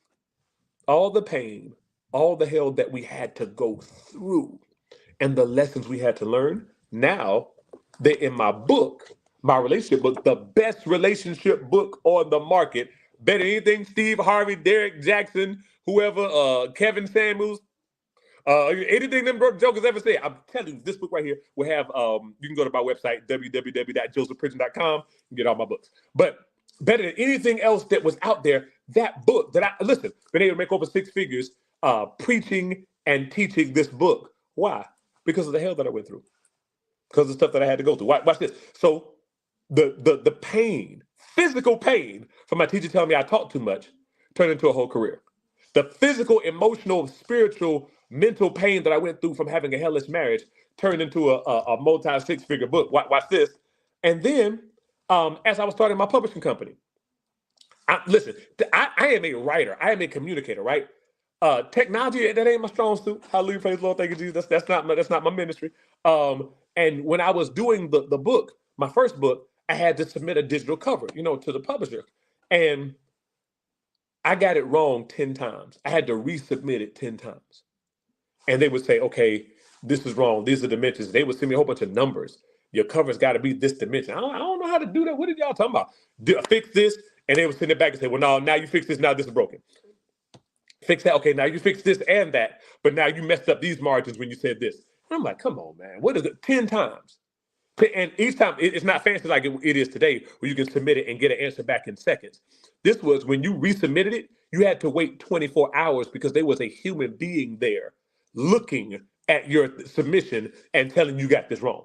So when I say I resubmitted it 10 times, it took me between 2 and 3 weeks to get that cover finalized. And I said, listen, this was so painful. I didn't say it, the Lord said it. This process was so painful. God has given somebody else a message that they need to put in the book. But where I kept going, this process, this pain is going to stop them. Because it was painful. I ain't going to lie. It was painful. Resubmitting and hoping it's going to be, this time it's going to be right. And them telling me, nope, you got it wrong again. Nope, you got it wrong again. How many times I'm going to get it wrong before I give up? And God said, somebody else is going to give up. So you need to start a publishing company so that you can take all the stress. All they got to do is hand you a Microsoft Word document and you can publish the book for them. Now, anybody can get on Microsoft Word and type something up. You'll edit it for them. You'll format it for them. They ain't got to do nothing but send you a Microsoft Word document. And I have made multiple 6 figures in my publishing company because of my pain. Once again, so turning pain into power. Somebody say pain into power. Watch this real quick. Will Smith, talking about turning pain into power. This is my first point. I may not get past this today. But Will Smith, turning pain into power. Will Smith had an abusive father. His father used to beat on his mother, used to get drunk, beat on the kids, beat everybody in the house. Will Smith figured out at an early age, when my daddy gets drunk and he gets into that excessive space, if I can keep him laughing, he won't beat my mom. If I can keep him laughing, even in spite of the, you ever been mad and something made you laugh in spite of yourself? and you can't even stay mad no more. You know, Will Smith figured out the power of making his dad laugh. And that supernatural gift that he has to entertain our hearts, guess what? It didn't come from a warm and fuzzy upbringing. It didn't come from hugs and supportive parents. No, it came from his daddy beating him and his daddy beating his mom within inches of her life. His pain, literally, not metaphorically, his pain literally produced his power. Watch me. I got somebody else. Somebody else y'all know a little more recent. Tyler Perry. Anybody ever heard of Tyler Perry? Tyler Perry had an abusive father. Tyler Perry's dad was so abusive that he went over to his aunt's house and he showed his aunt the whelps on his back, looking like that picture of that slave, that runaway slave who'd been whipped so much. He had so much abuse. His aunt went over to his dad's house with a gun to shoot him. Pulled out a gun, and the dad grabbed the hand of the gun and put it up so he couldn't shoot, so she couldn't shoot him. Like, that's how bad he was abusing Tyler Perry. And when Tyler Perry was getting abused, he had to create a place of escape in his mind. And the abuse was so severe and the abuse was so chronic that his ability to create that space got sharper and sharper and clearer and clearer. The place became so real that he could see the people and hear their conversations and see the details of the kitchen, see the socket and see the toaster and see the kitchen. He could see it so clearly, and the kitchen table and the colors on the wall. He could see this other world so vividly that he began to write scripts. And now he talks about, go watch this movie, Somebody's Baby, Maxine's Baby, right? Go back and watch that movie. He can write 20 scripts in 2 weeks because the material just flows out of him because he got so good at going into that place in his mind. That trauma, that pain produced a skill in him that now he got 17 shows out at the same time, and it's nothing to him to write the scripts. Each show got multiple characters, multiple dialogues, multiple storylines. So he's literally running hundreds of storylines in his mind effortlessly at one time because of his pain. Once I get it, because of the pain. What about the story of Joseph in the Bible? I hear so many people talk about this. I got to talk about it. People, I'm scrolling on social media. I've heard it. You've heard it. People saying, you can't tell people your dreams. Don't tell people your dreams. Remember Joseph. You got to be quiet about your dreams. I said, that's the stupidest thing I ever heard in my life. If Joseph hadn't told his brothers his dreams, how was his dreams going to come true? Watch me. Come in real quick. Joseph told his brothers his dreams. They hated him. They threw him into a pit, put him out the pit, sold him into slavery. Slavery went to Potiphar's house. Potiphar's wife told another lie on him. He got thrown into prison. In prison, he met the butler and the baker. The Bible says the butler forgot about him for 3 years, right up until the Pharaoh had a dream. Pharaoh had a dream. The butler remembered him. Joseph comes out, interprets the dream. Bada bing, bada boom. He's second in command of the nation. What are you trying to say, Joseph Pritchard? I'm trying to say that Joseph did not become successful in spite of his pain. I don't know where we got that from. I don't know how you could read the story and think somehow, in spite of the fact that he told his brothers, in spite of the fact that his brothers hated on him, he finally found some way to get. No, it wasn't in spite of his pain. It was because of his pain. His brothers helped him get to Egypt. Egypt was the place of his promotion. His brothers helped him. I want to get it. Listen. It wasn't in spite of what he went through. It was because of what he went through. And I came to say the same thing is true for you. It's not that your elevation, your blessing, your promotion, your next level is not going to be in spite of what you went through. It's going to be because of what you went through. And watch this. Some of you are praying to skip the steps. Some of you are praying to skip the process. Watch this. If you skip the process, you will arrive to your promise unprepared.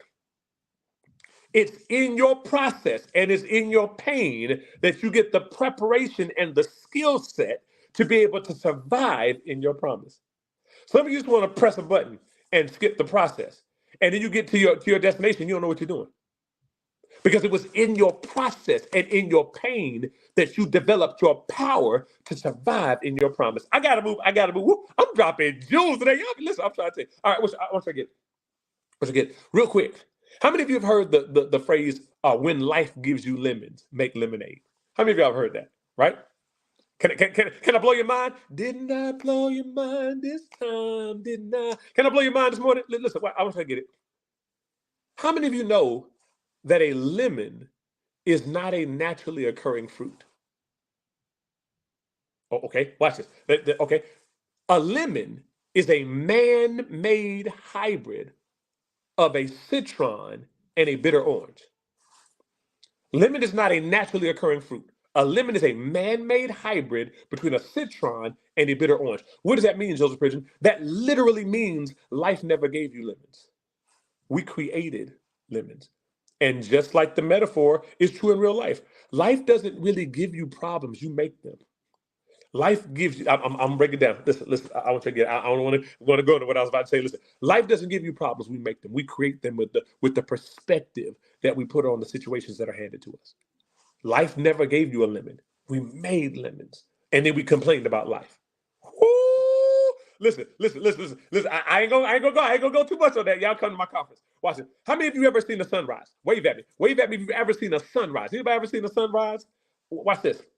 What if I told you that you've never seen a sunrise? Macaulay Culkin.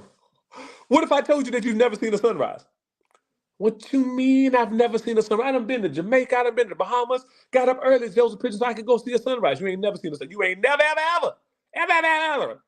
ever in your life seen a sunrise. What you mean? You crazy. What do you mean I've never seen a sunrise? How many of y'all know that the sun is stationary? Sun don't move. You've never seen a sunrise. Watch this. I want you to get it. The sun doesn't rise. The earth rotates. So watch this.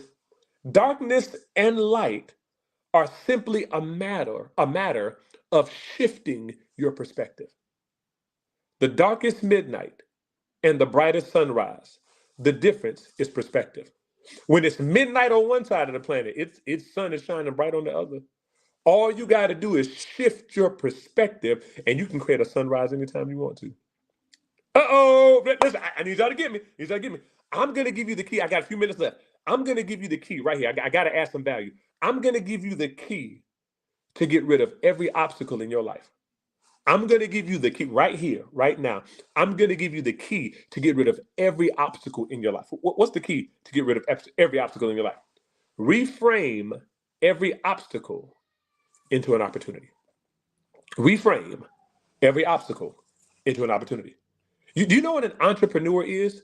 The definition that I teach my clients, an entrepreneur is somebody who solves problems for a profit. An entrepreneur is somebody who solves problems for a profit. So an entrepreneur, listen, the bigger the problem you can solve, the more money you can make. The bigger the problem you can solve, for the more amount of people that are affected by this problem, the more money you can make. So an entrepreneur looks at problems as gold mines.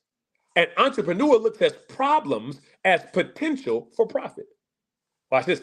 Can I go deeper? Watch it. I want you to get it. Sha'Carri Richardson. Y'all heard of Sha'Carri Richardson? Sha'Carri Richardson just won the 100-meter dash to qualify for the Olympics, right?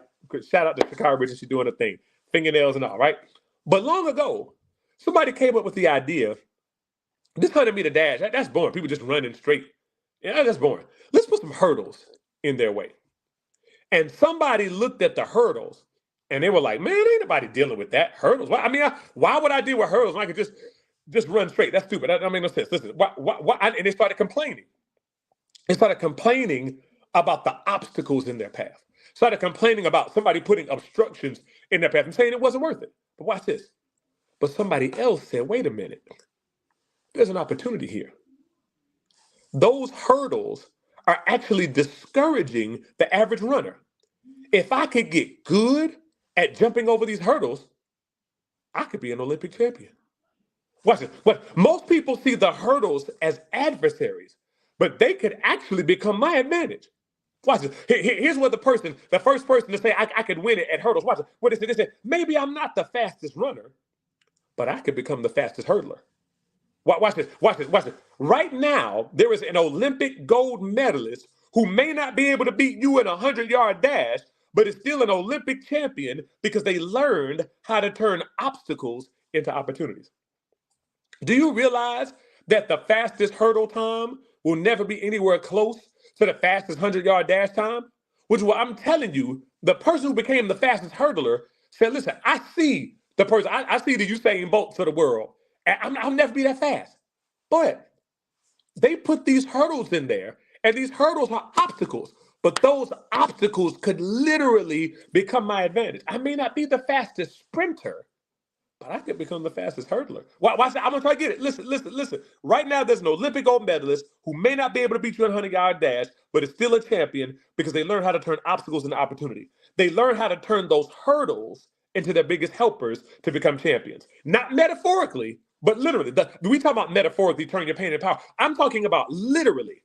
They turn their pain into power. They turn their hurdles into helpers. They turn their challenges into the tools that made them champions. Every day, life is going to give you a choice. And I think my time was winding up. Every day, life is going to give you a choice. Life is going to give you a bucket of water and some cement. You have to decide whether you're going to create a stumbling block or a stepping stone. Every day, life is going to give you a bucket of water and some cement. You have to decide whether you're going to make a stumbling block or a stepping stone. Man, I got my bucket of water and my cement. It's a good Monday, man. Thank you so much for those words. Wow, I'm sure someone has experienced the power of coaching this morning. Such motivation, such inspiration. I appreciate you for being here with us. Welcome to the Black Business Olympics. Thank you so much. We are Black Business, and I'll see you on the other side. Wow, what an amazing presentation by Joseph Pridgeon this morning. Listen, I want to remind you that the Black Business Expo's mission is to raise funds for high school seniors going to college or K-12 entrepreneurs. This expo is a fundraiser for students. You can go to www.blackbusinessexpousa.com to donate to the scholarship fund, or you can use the Cash App that's $BBXUSA. Again, the Cash App is $BBXUSA. Our goal is to give laptops and up to $5,000 to 10 students. Students can register for the scholarship online at www.blackbusinessexpousa.com. Every dollar counts, so we want to remind you to donate to the scholarship fund. We want to thank our Black Business Expo USA sponsors for June 2024. NC100, Moody Capital Partners, Suede Soul, 5-Star BDM Media, Lotus Rocher Coaching and Training, Carolina, Virginia Minority Supply Development Council, Step Management, Hello LLC, BHS and Associates, Margin McLean Foundation Incorporated, Genius is Common, Earth Essentials, Milani Shani Global, Executive Women's Success Institute, The Quality Coaching Company, Superwoman Business Services, Creative Force Studios, Lee Entertainment, Artistic App Design, Miracle Recruiting, Black Business Expo USA. We are Black Business, and I'll see you on the other side.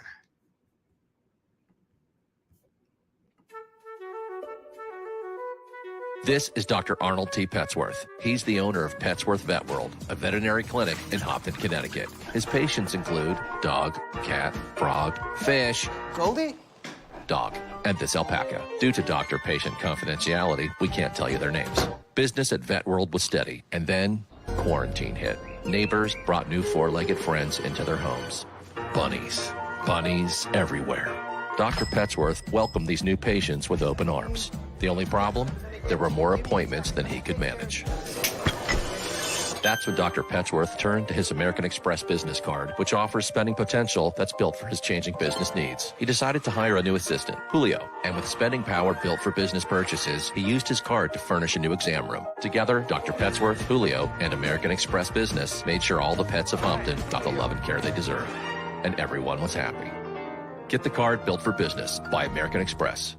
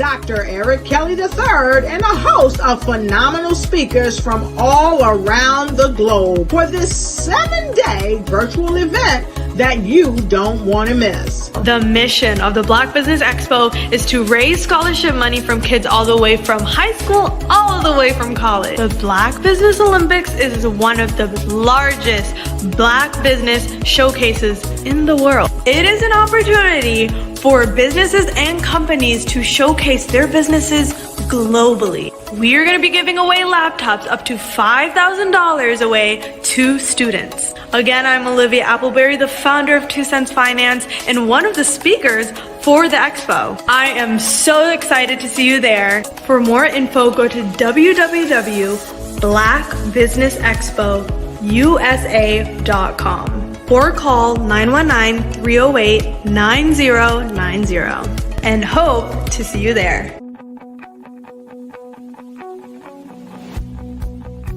I am Black business. From the moment I wake until the time I sleep. Yes, I am Black business. I am Black business. Tell me, are you Black business? I am Black business. Do you support Black businesses? Listen, I support Black business because I am Black business. Black Business Expo, one of the largest business showcases in the history of Black business in the world. The world. Sign up today at www.blackbusinessexpousa.com or call 919-308-9090. I am Black business. I am Black business. From the moment I wake until the time I sleep, I am Black business. I am Black business. Are you Black business? I am Black business. Do you support Black businesses? I support Black business because I am Black business. Black Business Expo, one of the largest business showcases in the history of Black America in North Carolina.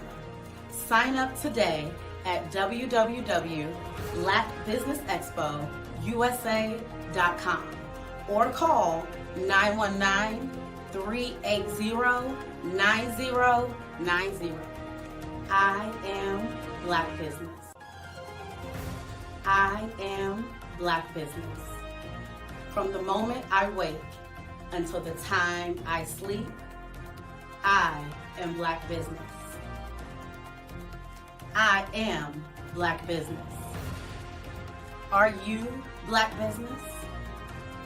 I am Black business. Do you support Black businesses? I support Black business because I am Black business. Black Business Expo, one of the largest business showcases in the history of Black America in North Carolina. Sign up today at www.blackbusinessexpousa.com or call 919-380-9090. I am Black business. I am Black business. From the moment I wake until the time I sleep, I am Black business. I am Black business. Are you Black business? I am Black business. Do you support Black businesses? I support Black business because I am Black business. Black Business Expo, one of the largest business showcases in the history of Black America in North Carolina. Sign up today. How many times have you been asked to help someone you didn't even know, a student, a business entrepreneur, or did you ever even ask, where did they end up? that business, that friend, that entrepreneur. Well, just maybe they ended up in a gang, bankrupt, homeless, or worse, dead. Maybe they turned to crime, drugs, and alcohol. Did you ever wonder? Did you destroy their dream, or was your life always so easy? At the Black Business Olympics, we started a movement to help students complete. Give them hope and foster success. Help them to leave their dreams of providing laptops, computers, and up to $5,000 in scholarship funds. Today, we ask you to help a student, a business owner, or an entrepreneur to realize their dreams by sponsoring them, supporting them, and buying from them. Consider this.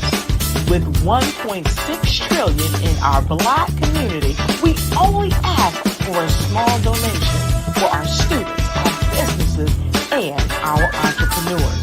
And you can change a life today. So I ask you, what are you going to do?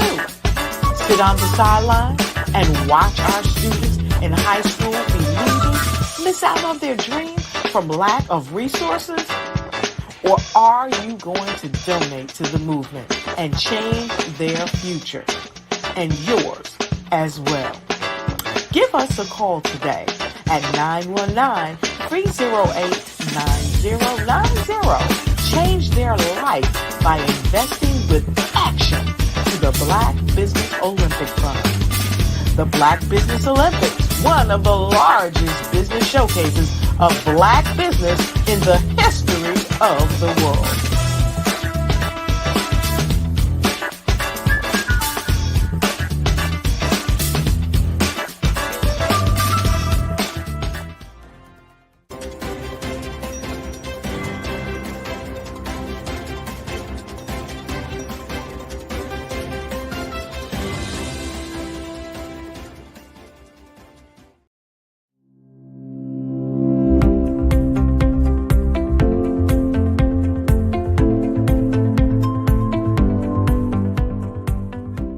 Oregon's it's a beautiful state, and we've talked before this. And I came from California originally, so it's golden hills compared to lush green forest. So it's a beautiful state. It's very beautiful.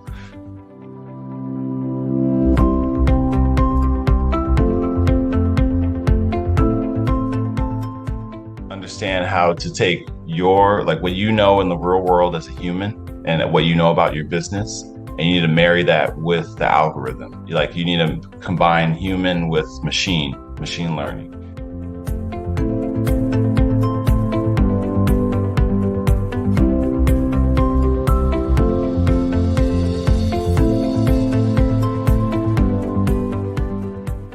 I was always attracted to the psychology, behind digital marketing and why do people do the things they do.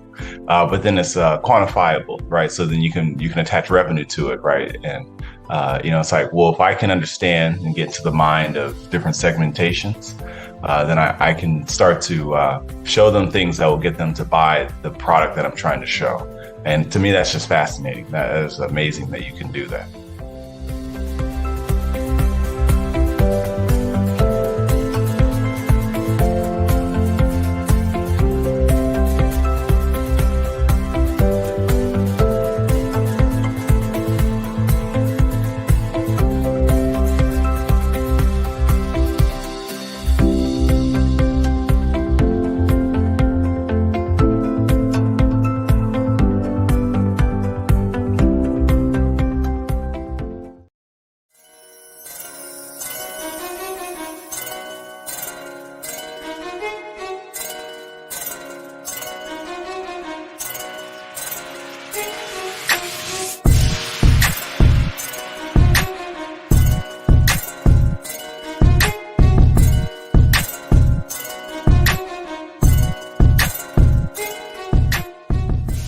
And then there were 12. Okay. And God spoke to me and said, I want you to do a calendar highlighting men. I want there to be men from all walks of life, not just entrepreneurs, not just CEOs of corporations. I want you to bring good fathers, good husbands, good teachers, good coaches, athletes, CEOs, entrepreneurs. I want you physicians, attorneys. Bring them together. They will formulate relationships that they never otherwise would have formulated because we tend to stay in our own circles.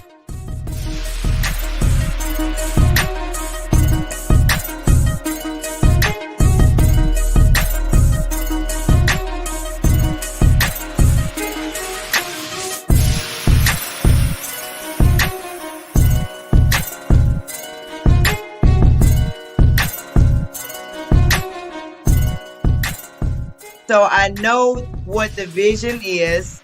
I know my instructions. And that's why every year I stretch myself even further.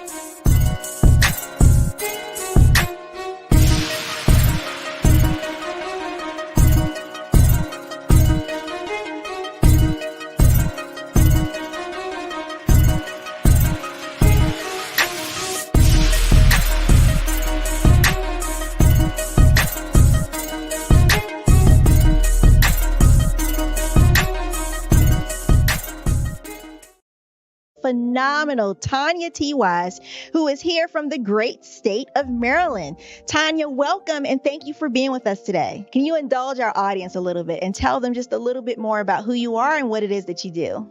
Well, I love being able to talk to people and have a magnetic attitude, being able to just show them. So I always like to say, level up is Coach at Tanya T. Wise here. So can you tell our audience, just give them a teaser about what your presentation will be about? So my philosophy is that we should all be living our dream life. So tomorrow I'm going to talk about how you start living your dream life. What are some of the things that you thought about in your childhood that you just kind of let go and dormant? Wow. And I want to reignite that and just give you some pointers and some tips, some tools, some strategies to be able to start living your best life now. And guess what, Rhonda? And leave it inheritance for your legacy. Oh my goodness. Okay, I know that's resonating with a lot of people. I've heard that you have a dynamic coaching program. Can you tell us a little bit more about that? Absolutely. So our coaching program help people that have the lack of time, that lack strategies, and lack the confidence to go after their dream life. So we help them implement tools, we help them implement strategies, as well as give them resources so that they can live their best life now and leave that inheritance. Wow. Oh, I love that. I love the leave the inheritance part. Listen, you are dropping some major nuggets, and I know a lot of what you're saying is resonating with a lot of people, but I think we're all curious. How did you even make this transition into the speaking and coaching arena? What's the story behind this? So I started out in finance, and I realized that a lot of people don't necessarily go after their dream life because of the lack of finances or the education behind finances. But it wasn't until I lost my firstborn, my only son, that life changed for me. And where I was going after it all, living the corporate life, hit my 6-figure income and living in my dream house with my dream man, driving my dream car. I nearly lost it all when I lost my son. And so I realized it only takes one financial catastrophe that can change your entire life. That's what made me start All New Beginnings. Because no matter what's going on in life, there's a new beginning. And because of that, we develop a program called Wise Minded. My little slogan is, don't just dream it, let's live it. If they want to connect with you or work with you, what is the best ways for them to be able to do that? Well, for my social media guru, you can connect with me on every single social media platform as Tanya T. Wise.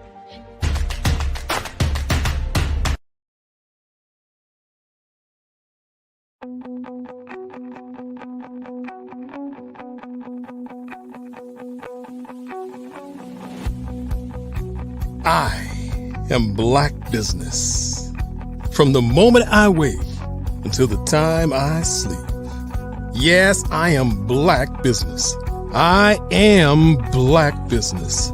Tell me, are you Black Business? I am Black Business. Do you support Black businesses? Listen, I support Black business because I am Black Business. Black Business Expo. one of the largest business showcases in the history of black business in the world. The world! Sign up today at www.blackbusinessexpousa.com or call 919-308-9090. I am Black Business.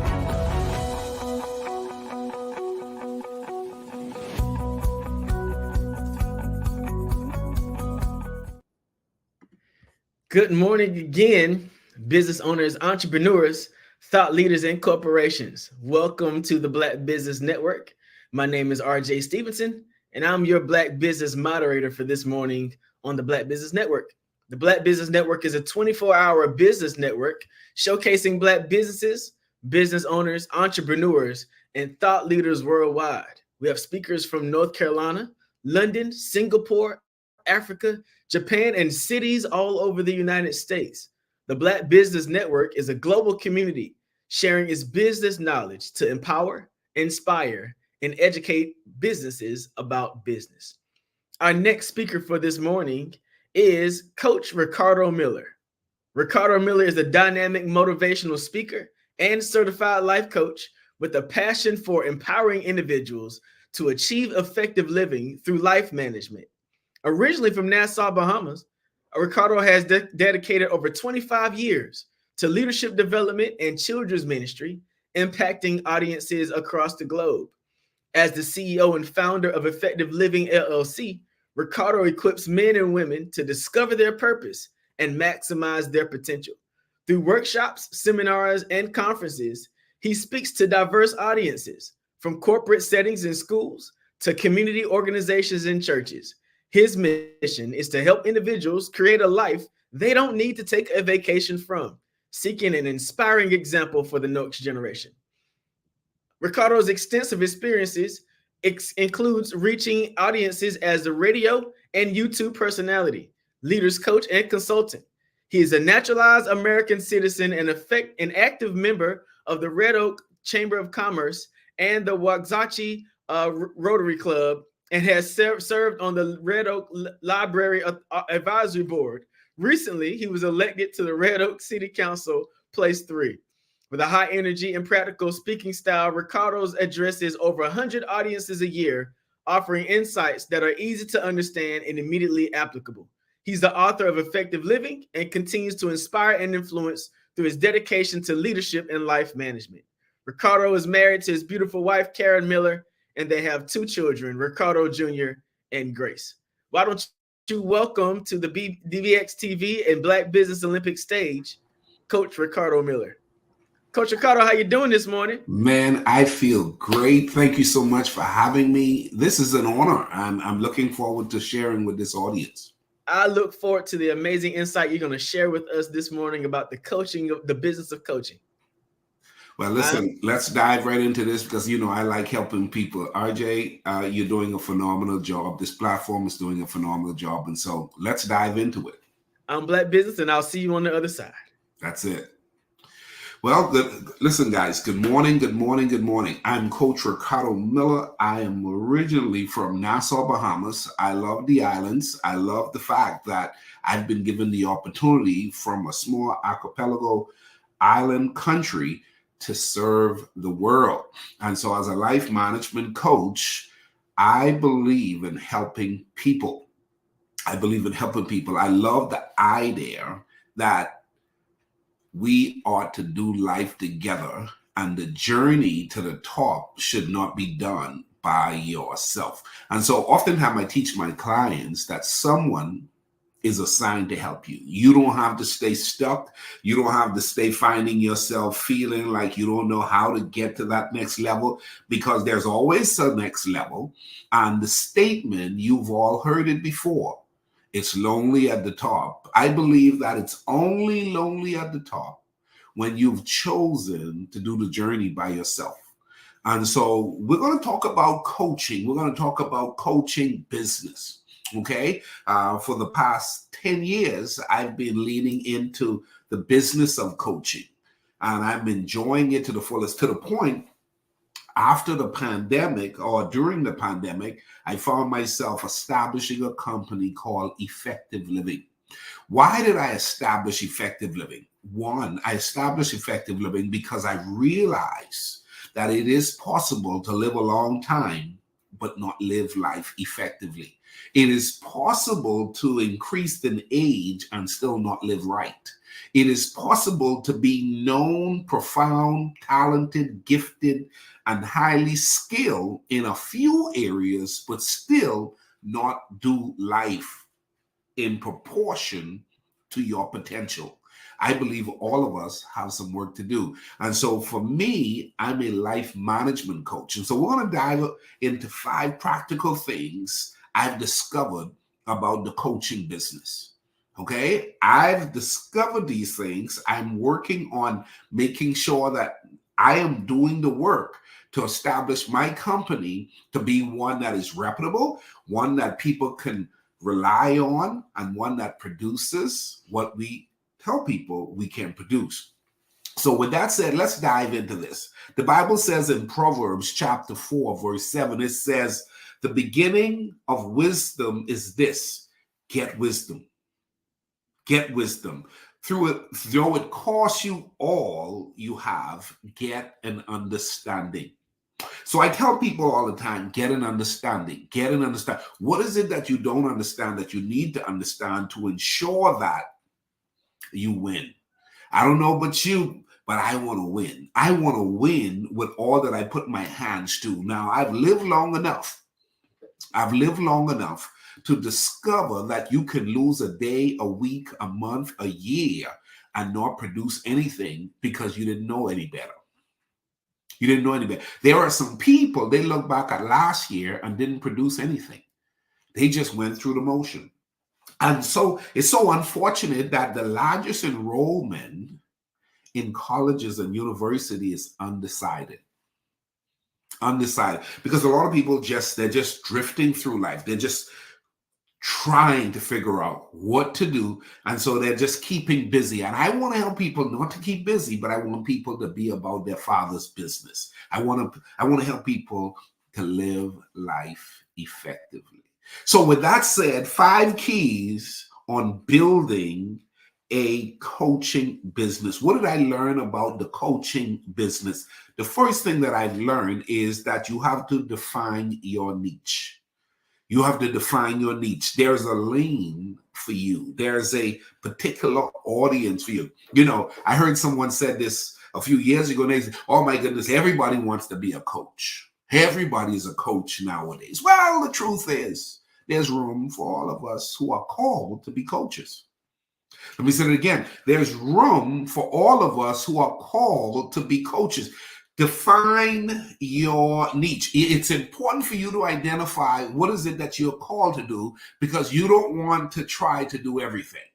You don't want to try to do everything. Find your lane.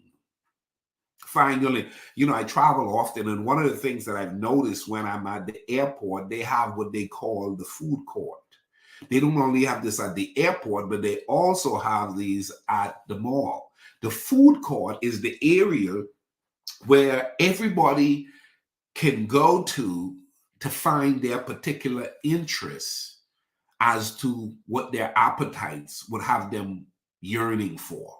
So if you are wanting pizza, you would go to Domino's, or you can go to the Pizza Hut. If you're looking for chicken, you can go check out Popeyes, or you can probably, if you're looking for burgers, you can go to McDonald's or Burger King. If you're looking for rice and meat, you could try the Chinese restaurant that's there. There's this whole array of restaurants. It's called the food court. Oftentimes, if you're in a very progressive city that's well organized, that city would have what they call the restaurant district. It's the hotel district. Am I right? How many of y'all gets what I'm saying? In coaching, it's the same thing. There need not be a concern about how many coaches there are, as long as you know your niche, as long as you know your market, as long as you understand who you are called to. Now, I see people in the comment section. Angela, it's so good to see you in the comment section. I remember I was on a line and I was about to board a flight as I was about to go speak at an event. And I was on this line at the food court, and I thought, wow, this particular restaurant service business has a line, and the other one next doesn't have a line. And I thought, oh my God, y'all don't have a line.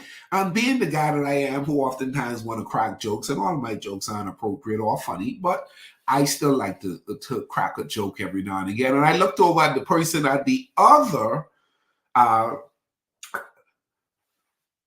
sort of like service counter, right? And they had their business open, and the person was standing behind there. And I said, man, you don't have anybody on your line. How does that feel? She said, we don't have anybody on our line. Is number one, we're not open yet. That caught me. We're not open yet. Well, that was the first thing. Second thing is, I realized was the lines were different based on the needs of the people. For those who wanted McDonald's early in the morning, the lines would have been more lengthy there. Then there was the Starbucks line. But then there were a couple others that didn't have a line like these other two, because what people interest for at that particular time, they weren't the dominant interests. So in the coaching business, there are interests. There are people who have an interest in life coaching. I need someone to help me with my life. There are people who have an executive coach. I need people to help me to elevate my business and my professional service. There are people who says health and fitness coach. I need someone to help me to do right when it comes to how and what I'm doing with my body. As a matter of fact, I have a good friend of mine, he's a professional, highly astute guy who thought, you know what, I don't have time to pay attention to what I do with my body. So I'm going to get me a health and fitness coach who in turn is going to be responsible for making sure that I do what I need to do to take better care of my body. So this brother hired someone for 40 hours a week who makes sure that he eats what he eats, that he work out, that he stretches. Come on, man, that he takes his vitamin, that he takes his shake. He was like, listen, this was the best money I spent in a while getting me a health and fitness coach, a full-time health and fitness coach. How many of y'all know that's next level? That's next level. But here's the deal. Until you identify your niche, you may be called a coach. You may even have acquired the certification to have a coaching business. But if you're all over the place, you're going to come across like the golden corral of coaching, meaning you're not going to be really respected. You're not going to really attract the top tier clients because you're trying to do everything. You're trying to do everything. So go ahead and write this down. I'm not called to do everything. Go ahead, write that down. I'm not called to do everything. You need to define your niche. That's number one. You need to identify what is it that you're going to focus on.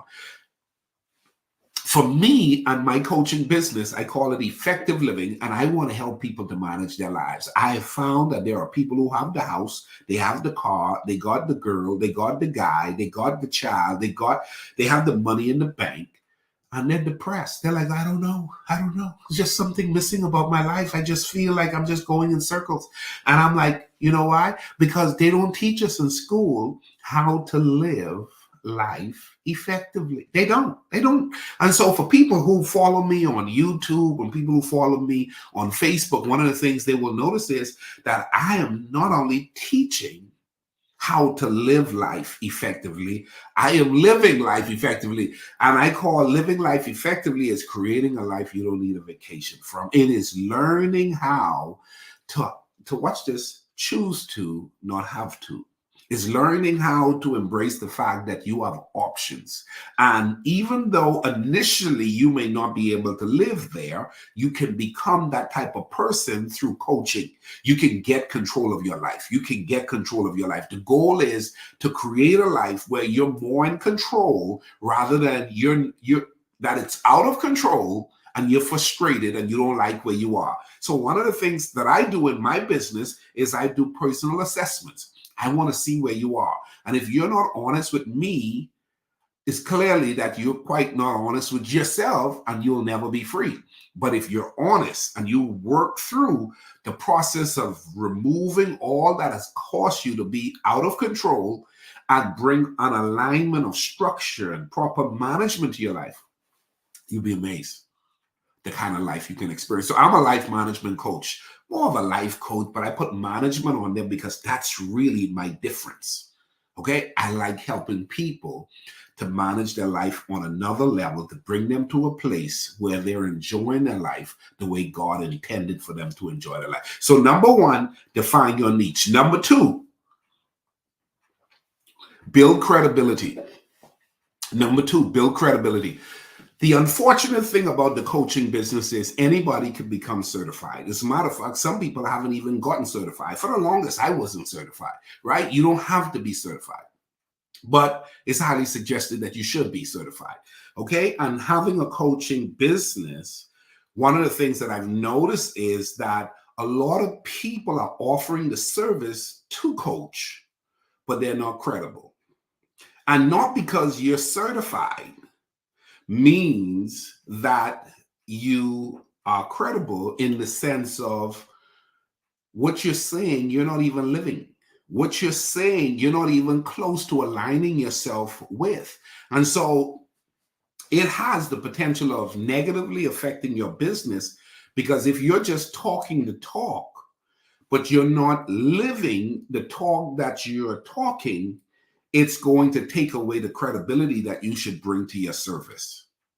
Okay, so I told this to an assistant years ago who was working for me, and this I'm different. Okay, I'm not like everybody else, right?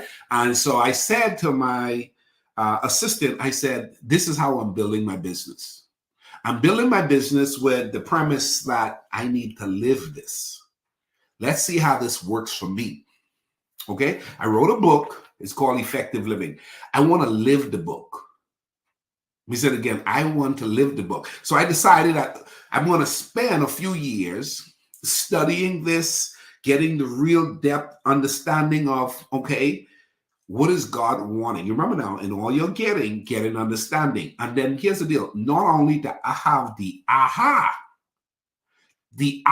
is the knowing, but credibility is the application that brings forth manifestation, that people can see you're one with what you're teaching. So I said, I wanted to be the guy who's not teaching life management, but doing life well from a life management standpoint. Okay? So I wanted to live my message. That's what I told my assistant. Then secondly, I said, listen to me. I want to see how many other people believe this message. I want a community of this message. So it was live the message. Then it was build a community around the message. So I started some master classes, mastermind classes. Then I started some workshops and seminars, and just free. Just bringing people around. And then I started some Facebook Lives. Then I started my YouTube channel. And I started posting what I'm doing. And people started gravitating around what I was teaching. And here's the deal. My teaching was based on what I was living, though. The teaching was at least what I'm working on. So I don't have total mastery on this stuff yet. But I'm telling you, man, every day I'm coming more in alignment with my message.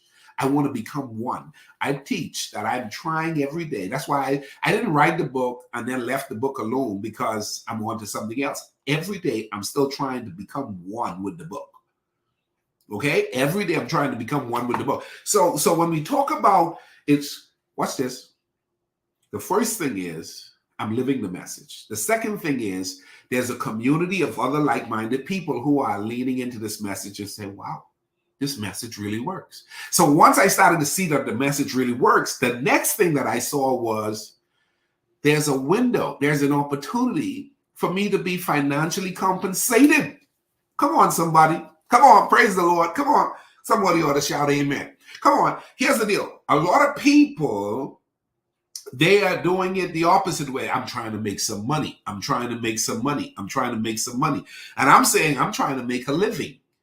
but I need to make a living by first taking care of myself. And then I need to see if those around me see value in how I take care of myself. And once I started to see those around me valuing what I did to take care of myself, then I said I would offer this particular service. That's when the book came along. That's when the coaching came along for one-on-one session and so forth. So go ahead and establish credibility. Don't just talk a good talk. Make sure you are living it out.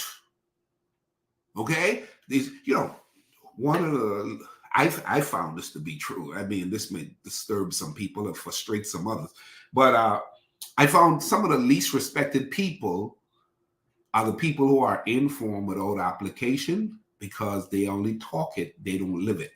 So a lot of times you find that during graduations at colleges and universities, everybody loves their professor, but their professors oftentimes stand on the sideline a little depressed and a little bit frustrated, because a lot of the professors have leaned to only becoming aware of the information enough to teach it, but they have not leaned into it to manifest it. Okay, so one of the things that I teach my clients is that here's the deal. It is easier to discover the truth than to apply the truth you've discovered. Write that down. It is easier to discover the truth than to apply the truth you've discovered. So a lot of people, they're watching me today and they're watching the speakers that shows up during each session, and they say, man, I know that. He didn't say anything I don't know. It's not so much discovering new information. The question is, are you applying the information that you've discovered? I wrote another book, and I had to pull this back out, RJ. I had to pull this back out. This one, most people haven't seen this in a while, because I wrote this in 2011. I wrote this book in 2011. It's called The Traveling Minister's Handbook. At the time, I was traveling 100 times a year, 17 countries and counting. I was going all over the place. And I had people like, oh my goodness, I want to travel. I want an itinerant ministry. I wrote this book. And put all of the principles that I thought would work to setting up yourself. I even have the booking form in the back. And I'm like, you know what? You want to make sure they cover the car. You make sure how they cover the hotel, and make sure you get a per diem and so forth. I had all that. I'm going to revise this book, Angela. I'm going to revise this book, people. This book is coming back 2024. The end of this year, I'll have this book revised. But here's the deal. We're talking credibility here. We're talking credibility. We're talking making sure you're one with your message. Write that down. Become one with the message. Please, come on, put that down. We're talking coaching business here, okay? Become one with the message, okay? Number three. I love this stuff, man. I love this stuff. I can eat and breathe this stuff. As a matter of fact, every day I wake up with the whole idea, how can I serve humanity with the service God has called me to? And I tell people, they say, well, I don't know, how could you do so much interviews, and how could you do so much speaking sessions, and how could you do so much coaching session? I said, when you become one with what you present to the world, you end up like a fish in water. How does a fish look in water? Beautiful. A fish is just gliding. It's what it does. A fish is just, I'm like fish in water. You want to be like a fish in water. Now, here's the deal. People who haven't discovered their purpose and people who are not living in alignment with what they're called to do, they're like fish out of water. I can't stand this. I don't even like this. Then why are you doing it? Because you are the architect for your life. Let me say it again. You are the architect for your life. You are responsible for creating the life you desire. So if you don't like the life you desire, go ahead and become a fish that's in water. I was talking to someone the other day. I had to make a big decision. And they said, why are you making the decision? I said, I'm starting to feel like a fish climbing a tree. I said, I'm starting to feel, Angela, like a fish climbing a tree. And the person says, well, a fish can't climb a tree. I said, that's because I won't win doing what you're requesting of me, because that's not me. A fish climbing a tree will never be successful because fish don't climb trees. There's a place where I could be successful, and you need to put me in that element. You need to put me in that environment. There's a place where I belong. There's a place where you belong in your coaching business that allows you to do it day in and day out. Day in and day out. Brother, I get tired watching you. Well, I'm in my element. You can get tired watching fish while fish is in their element. But when you see a fish out of its element, it's not long before it dies. It's not long before it's died. And that's what I discovered about a lot of people. A lot of people are walking dead. A lot of people are walking dead. They have chosen to allow themselves to be overtaken by the cares of this world, and they're living no longer on God's viewpoint for their lives. They're living based on what has been sold to them, what has been marketed to them. And watch this, y'all. If you keep following the way of the world, you will be going the broad way. The Bible says the broad way leads to death. A narrow way leads to life. I've had people who said to me, creating a life you don't need a vacation from. What kind of life is that? I don't even want to talk to a person like that because you stuck on slow. You failed to miss. I figured out a revelation that rather than you nitpick and try to talk down, you need to discover and lean into. If I figured out something that you haven't figured out, you should be wise enough to say, not in a jeer or a sneer way, but from a student standpoint. We'll talk more about that in a minute. But make sure credibility, make sure you're living your message. Number 3, this one right here is really big. Number 3, market your service. Market your services. You know, years ago, I remember guys would tell me, well, you know, if it's the will of the Lord, doors will just open for you. If it's the will of the Lord, doors will just open for you. And I've met people who are really gifted who never took off because they didn't understand marketing. They didn't understand advertisement. They didn't understand branding. They didn't understand making it known as to the service you offer. You could be the best cook in the neighborhood, in the city. But if nobody tries your food and you never offer to promote your services, you could die with the vast majority of people never embracing and enjoying what you could have served your city or the world with. So marketing your service, that's number 3. Here's the deal. Write this down. People can embrace what people don't know. Let me say it again. People can embrace what people don't know. You need to make sure they know. Now, there's 8 billion people on the planet, and there's a lot of distraction. There's a lot of noise. And like the food court, I love going back to the food court because you remember now, when we talk about define your niche. Now, here's what I found, that the places that has the best lines has the best marketing approach. The places that has the best line and oftentimes the most business, they've discovered the best marketing approach. Now, how many of you are watching me and you've been at the mall and you're walking past the food court, and here's the deal. This Chinese restaurant decided, you know what? I can't compete with the marketing dollar of Starbucks. I can't compete with the marketing dollars of McDonald's. But what I could do is I could put one of my servers out front and give them a little sample to give out of that teriyaki chicken. Hello. Or that sweet and sour chicken. Hello. And so what happens now is you're walking past the Chinese restaurant in the front, and the guys in the front there, here's a sample. Hello. Come on. Taste it. Taste it. If you taste it, you'll buy it. Hello. If you taste it, you'll buy it. You better learn how to market yourself. You gotta learn how to market yourself. Watch this, y'all. This is big when it comes to marketing. A lot of people you're better than, but a lot of those people are getting paid so much better than you because you don't know how to market yourself. The coaching business demands a skill set when it comes to marketing. advertising, marketing, and branding. You have to build all of those into your services that you're trying to offer. Well, I don't like marketing myself. Well, if you don't like marketing yourself, but you want to be in the business of coaching, then you may need to outsource that and allow someone to be responsible for your marketing side of your business, because marketing is a necessary part of the business. Okay? Marketing is a necessary part of the business.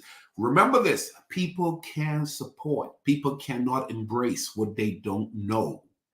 Do you know, I read this a few years ago, that McDonald's in the United States wasn't in the top 100 burger.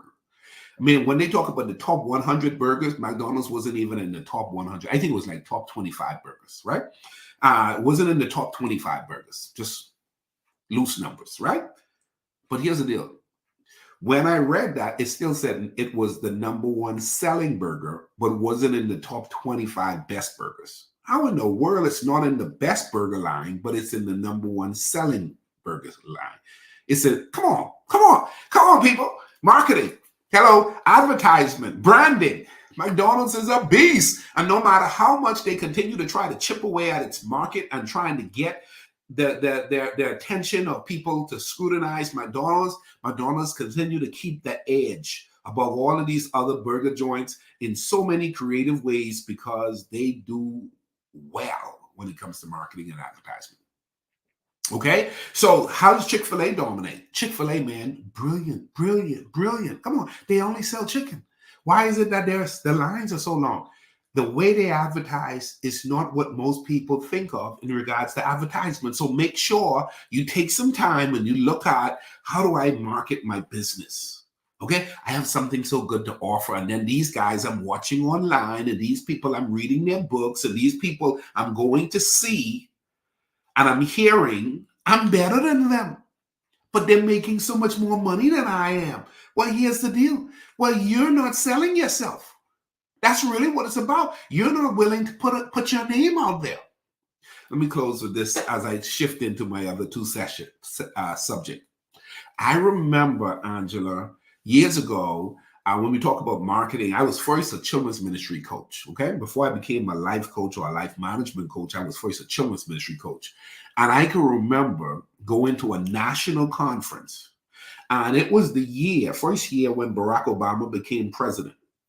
I was in a t-shirt store in one of the areas here in the Dallas area, and they had this t-shirt with these multiple pictures of Barack Obama, and it says, the President of the United States. And then they had next to him, they had the King of Pop, a Michael Jackson shirt, and then they had James Brown, and then they had Michael Jordan, and all of these other guys, a whole line of shirts. And I said, hey, where's the minister? Where is the minister? And they said, well, ministers don't have a shirt.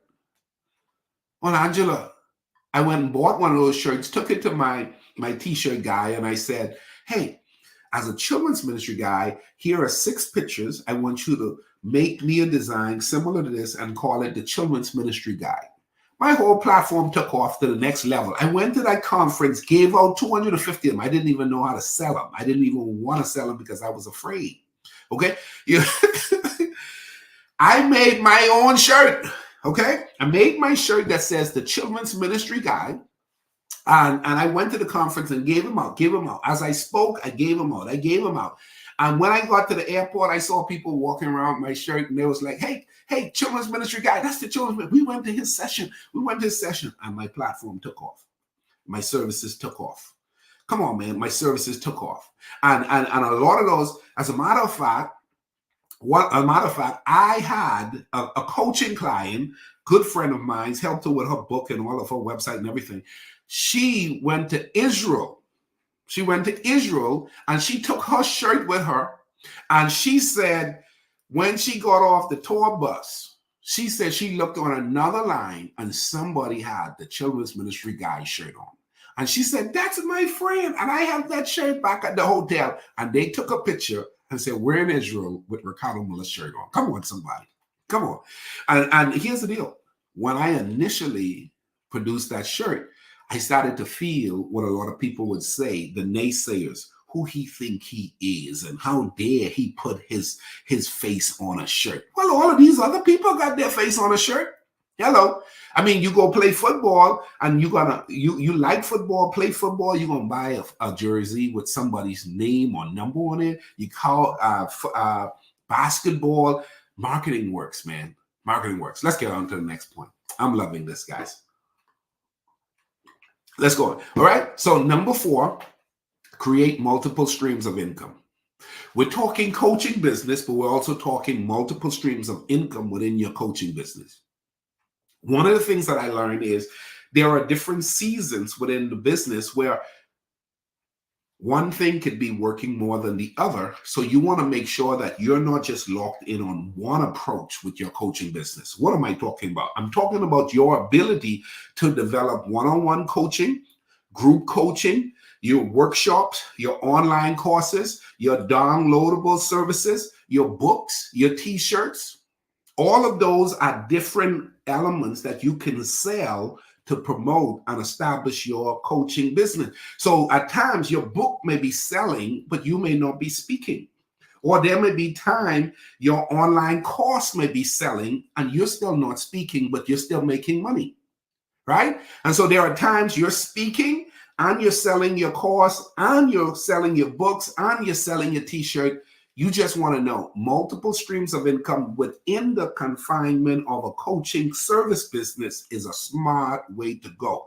Don't just lean in on one. One of the things I found for my business lately is my 2 hot button things is speaking on stages and my one-on-one coaching. Now I have other avenues, and those other avenues are not trending as much as the speaking on stages and the one-on-one. One-on-one is killing it right now. That's where I'm dominating it right now.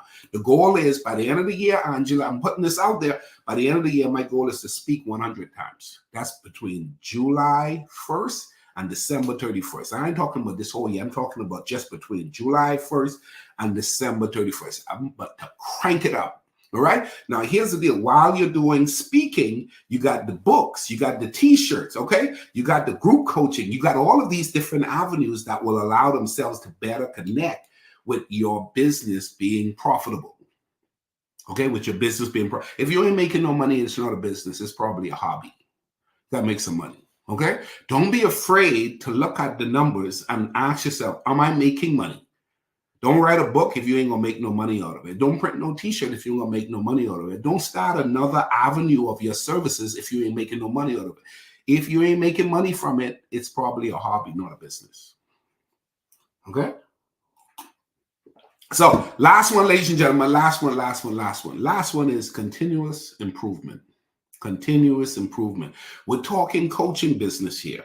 We're talking about learning and leaning into the fact that as a coach, you have to be willing to be a continual learner. You have to be a lifelong learner. You have to be willing to adapt. You have to be willing to pivot. You have to be willing to discover what's hot and what's not, what's changing in the industry, so that you don't only lean on the principles that got you here, but you're also leaning on the principles that will get you there. Okay? You don't want to keep living and leaning on the principles that got you here. That's the fastest and the quickest way to become outdated. One of the fastest and the quickest way to become outdated is to keep doing what you've always done and expecting to stay current and expecting to stay in demand. I have met speakers who have not shifted and developed themselves enough to evolve with their message to the point where people say, well, if you hear him once, you don't have to hear him again because he just got one message.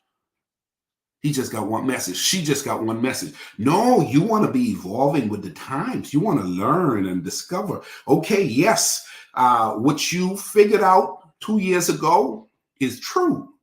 But you may need to learn how to work what you figured out 2 years ago. Is that still true today? Because a lot of things change.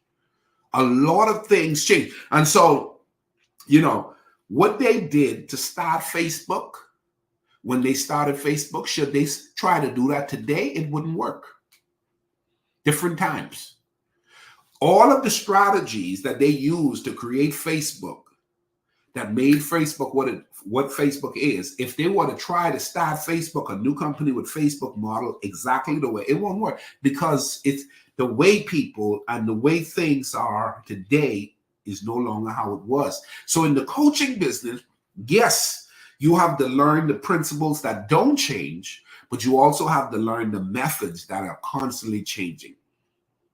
Okay, let me say that again as I close this out. You have to learn the principles that don't change, and you have to learn the methods that are constantly changing. Both of those demands that you learn principles that are eternal and methods that are frequently changing.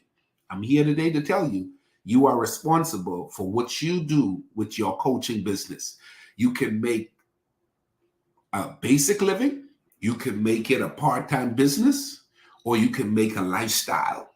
You can literally go to the next level with your coaching business, where you're making money enough to be able to hire others to allow you to build something incredible to serve humanity. And so, closing point, here's the deal. The greatest people are coachable. What is coachable? C, they're confident but not arrogant. O, they're open to criticism. A, they're available to learning. C, they're compassionate. H, they have character. A, they're adaptable. B, they build others. L, they are leaders in words and action. And E, they engage in all that they do. I've enjoyed this time. God bless you. Have a great day. Give me a C. Give me an O. Man, that was amazing, Coach Ricardo, man. I always love hearing you tell us about how we can live a life that we don't need to take a vacation from. Tell everybody about how they can connect with you and get more information if they like to. Yeah, once again, thank you for having me. You can find me on most social media. Dominant places are Facebook, Instagram, LinkedIn, Twitter, and YouTube. But my book you can find on ricardomiller.com. Get a copy. I'll sign it and send it out to you today. RJ, when this one comes back revised, the Traveling Minister's Handbook, we're going to have to do another conversation. Absolutely. Let's make it happen. All right. We are Black Business, and I'll see you on the other side. Yes, sir. Wow, what an amazing session about the business of coaching from Coach Ricardo Miller. Man, you better go get his book so you can find out about effective living. You better keep up in contact with what he's doing in his coaching platform. It will definitely change your life. I want to remind you that the Black Business Expo's mission is to raise funds for high school seniors going to college or K-12 entrepreneurs. This expo is a fundraiser for students.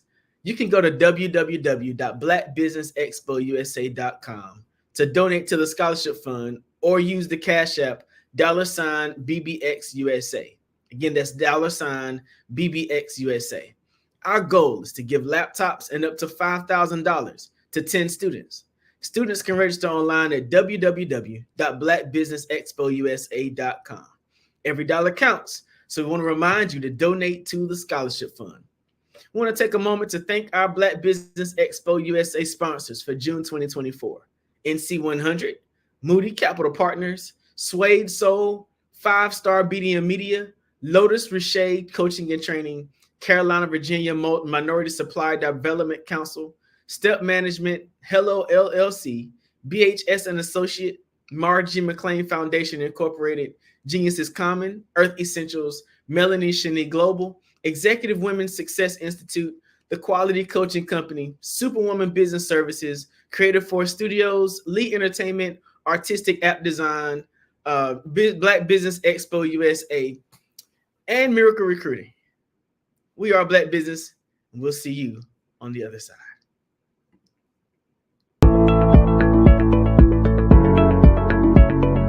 Prepare for what's coming and dominate in economic winter. Stand strong and thrive by showcasing your great products and services globally through the Black Business Network and Black Business Olympics. The Black Business Network has showcased over 2,000 companies with over $7 billion in sales each year. Over 10 million attendees have viewed the rebroadcast each month. Through the Black Business Olympics, Unique styles of business training and mentoring are turning students into business owners and entrepreneurial warriors who will dominate in any economy. Gain the ultimate advantage of the Black Business Olympics, 7 days of unbelievable topics and speakers speaking around the globe.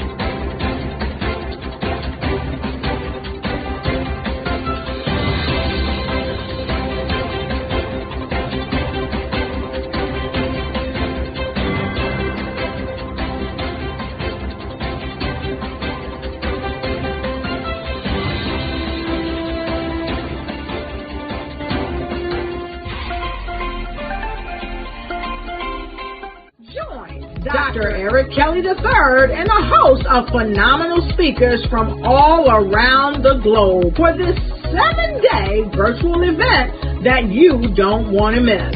The mission of the Black Business Expo is to raise scholarship money from kids all the way from high school, all the way from college. The Black Business Olympics is one of the largest Black business showcases in the world. It is an opportunity for businesses and companies to showcase their businesses globally. We are going to be giving away laptops up to $5,000 away to students.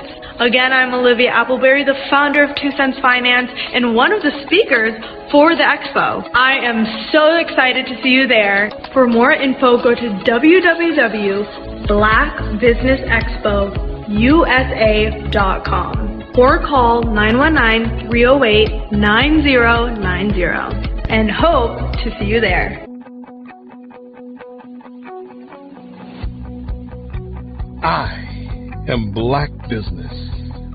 From the moment I wake until the time I sleep. Yes, I am Black business. I am Black business. Tell me, are you Black business?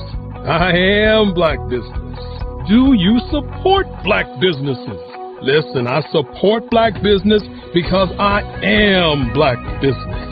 Black Business Expo, one of the largest business showcases in the history of Black business in the world. The world! Sign up today at www.blackbusinessexpousa.com or call 919-308-9090. I am Black business. I am Black business. From the moment I wake until the time I sleep, I am Black business.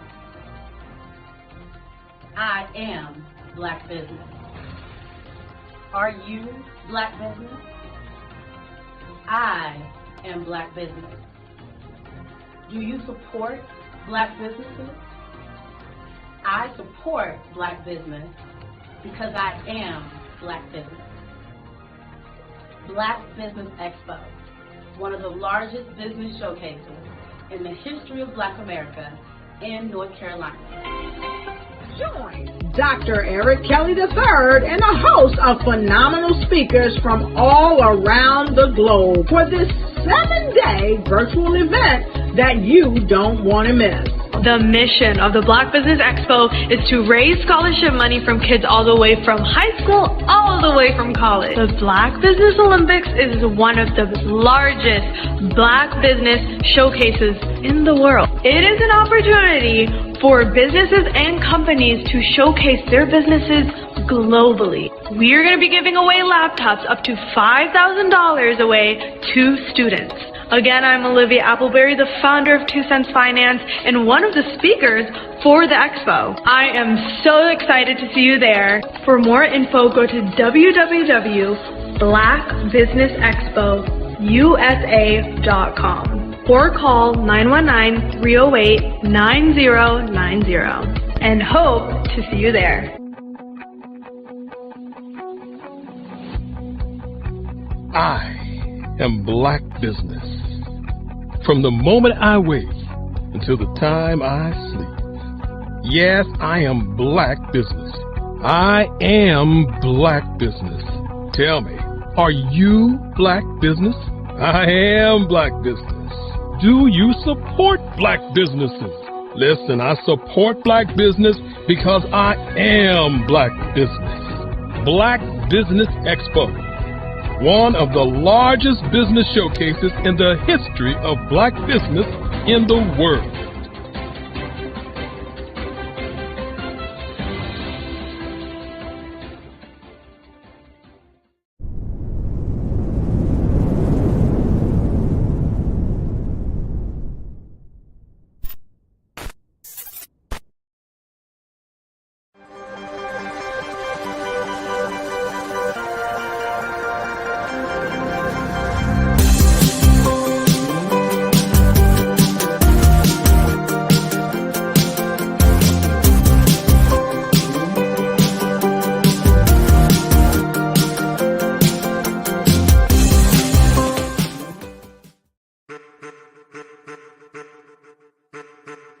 I am a child of the Most High God.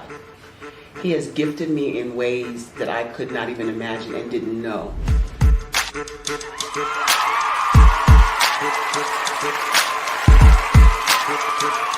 There was a time when I didn't know who I was. I listened to other people tell me who I should be, what I should do. I listened to people telling me that I should be a boutique owner, that I should be a construction manager, that I should be a laborer. Have you ever felt like you should do something else, be something else, go somewhere else, be wherever you wanted to be, and you felt like you were in a box? Anybody in the room? And you couldn't get out. Anybody in the room? And you kept trying to go and you couldn't get out. Anybody in the room? But let me tell you, you need to rock the box. Rock the box.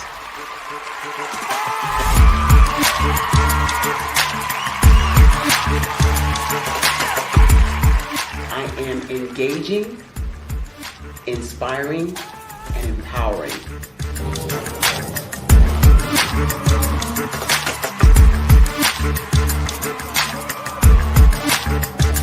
I would give you everything I know. Just by touching you, if I could, by osmosis, give you every single thing I've learned, I've gone through, I know I would. We know that's not possible, but as it is possible, I love to share information with people. Some of you out there, people have told you that you can't be, you can't have, you can't do. But I will tell you, like Kingston said, you can, you must, and you will. If it's to be, it's going to be me. You got to say it. If it's to be, it's going to be. If it's to be, it's going to be. If it's to be, it's going to be.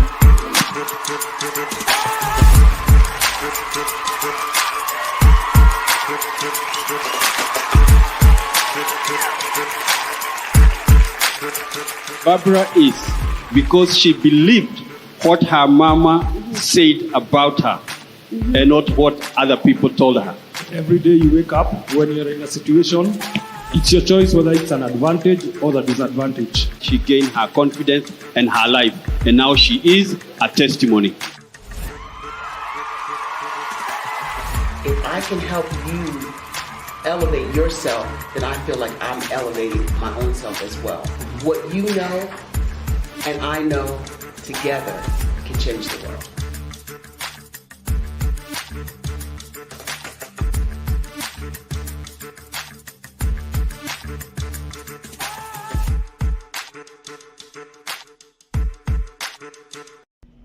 Why do I do what I do?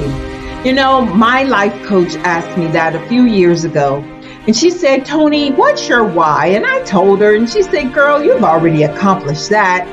Perhaps you need a new why. Hi, Tony Harris, Amy Hoydu with Say It Said Marketing, one of your students. And just wanted to say thank you, Tony Harris, for spending so much time with me and giving me that boost in my business that I so drastically needed.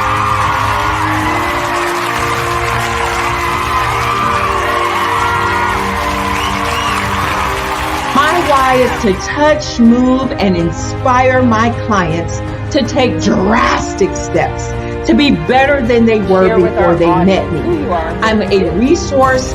I'm a connector. I want to help people build deeper relationships that are beneficial to their life and business. That's what I do best. So, first thing you got to do is show up.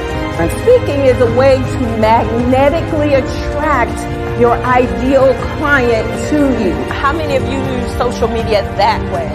Absolutely. And this is how you look to the world. Drastic steps are the steps that are needed to be successful. And my business is drastic denotes a mindset. Getting out of your comfort zone. Doing something that you don't necessarily feel comfortable doing, want to do, but you know it's a necessary step to be successful in your business.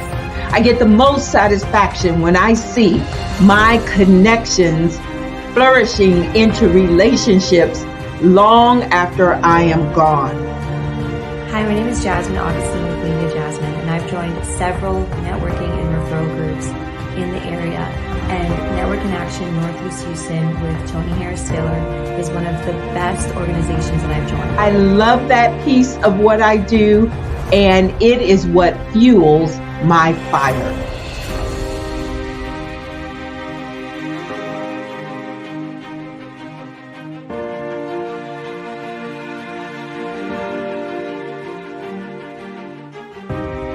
My name is Tony Harris Taylor, saying take a drastic step today for a fantastic tomorrow.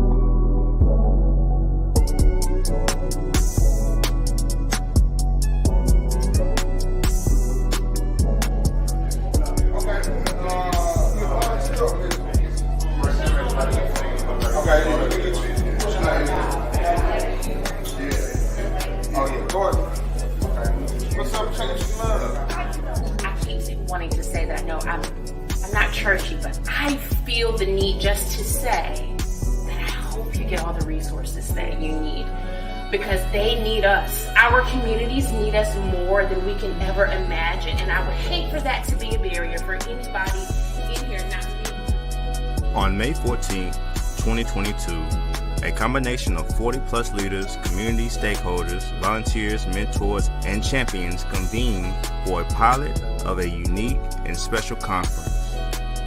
They call themselves the Cone Coalition of Like-Minded People. Like-minded towards liberation, fairness, and the idea that everyone in Rockingham County should thrive regardless of who they are or where they live.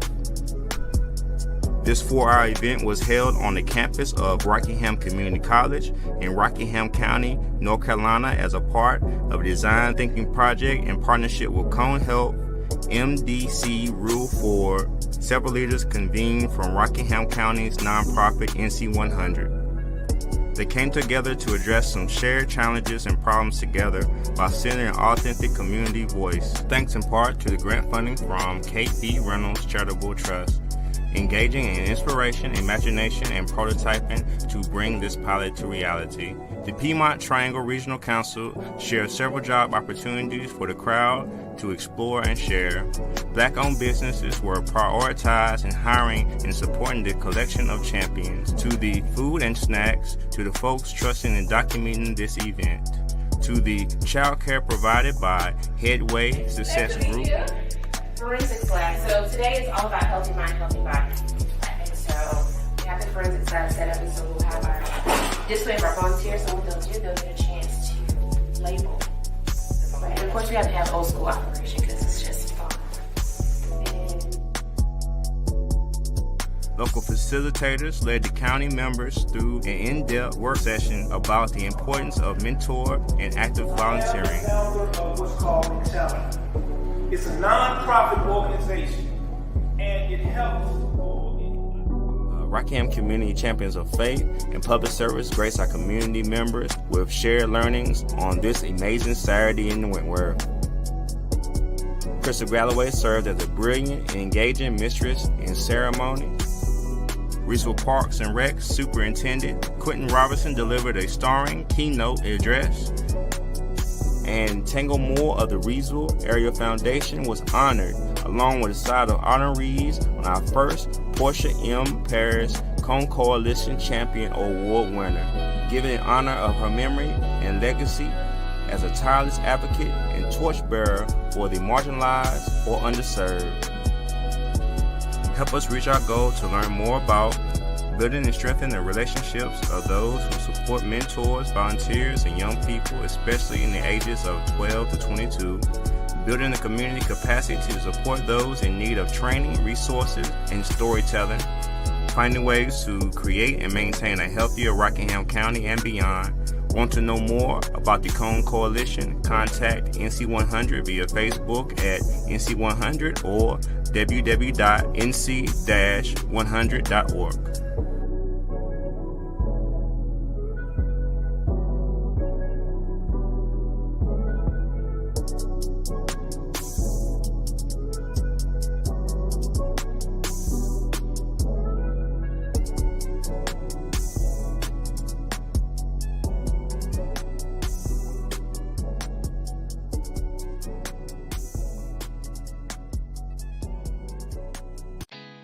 Did you know women represent just 3% of Fortune 500 CEOs and less than 15% of corporate executives at top companies worldwide? Have you wondered what the secrets are to getting into the top ranks, whether in the private or public sector? Do you want to figure out how to stop being held back in your career or passed over for promotion? Then you're in the right place. Hi, I'm Dr. Madeline Ann Lewis, President and CEO of the Executive Women's Success Institute. I have decades of experience in the military, the federal government, and corporate America, and my mission is to help women succeed and tap into their full potential. I want to reach 1 million plus women around the world to become the leaders they are meant to be.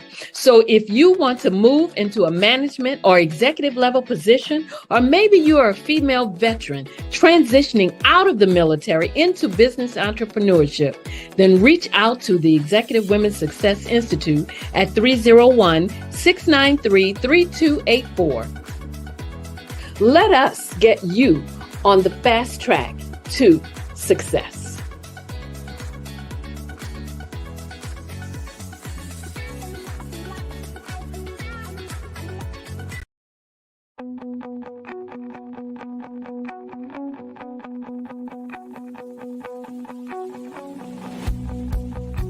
I am Black business. From the moment I wake until the time I sleep. Yes, I am Black business. I am Black business. Tell me, are you Black business? I am Black business. Do you support Black businesses? Listen, I support Black business because I am Black business. Black Business Expo, one of the largest business showcases in the history of Black business in the world. The world! Sign up today at www.blackbusinessexpousa.com or call 919-308-9090. I am Black business.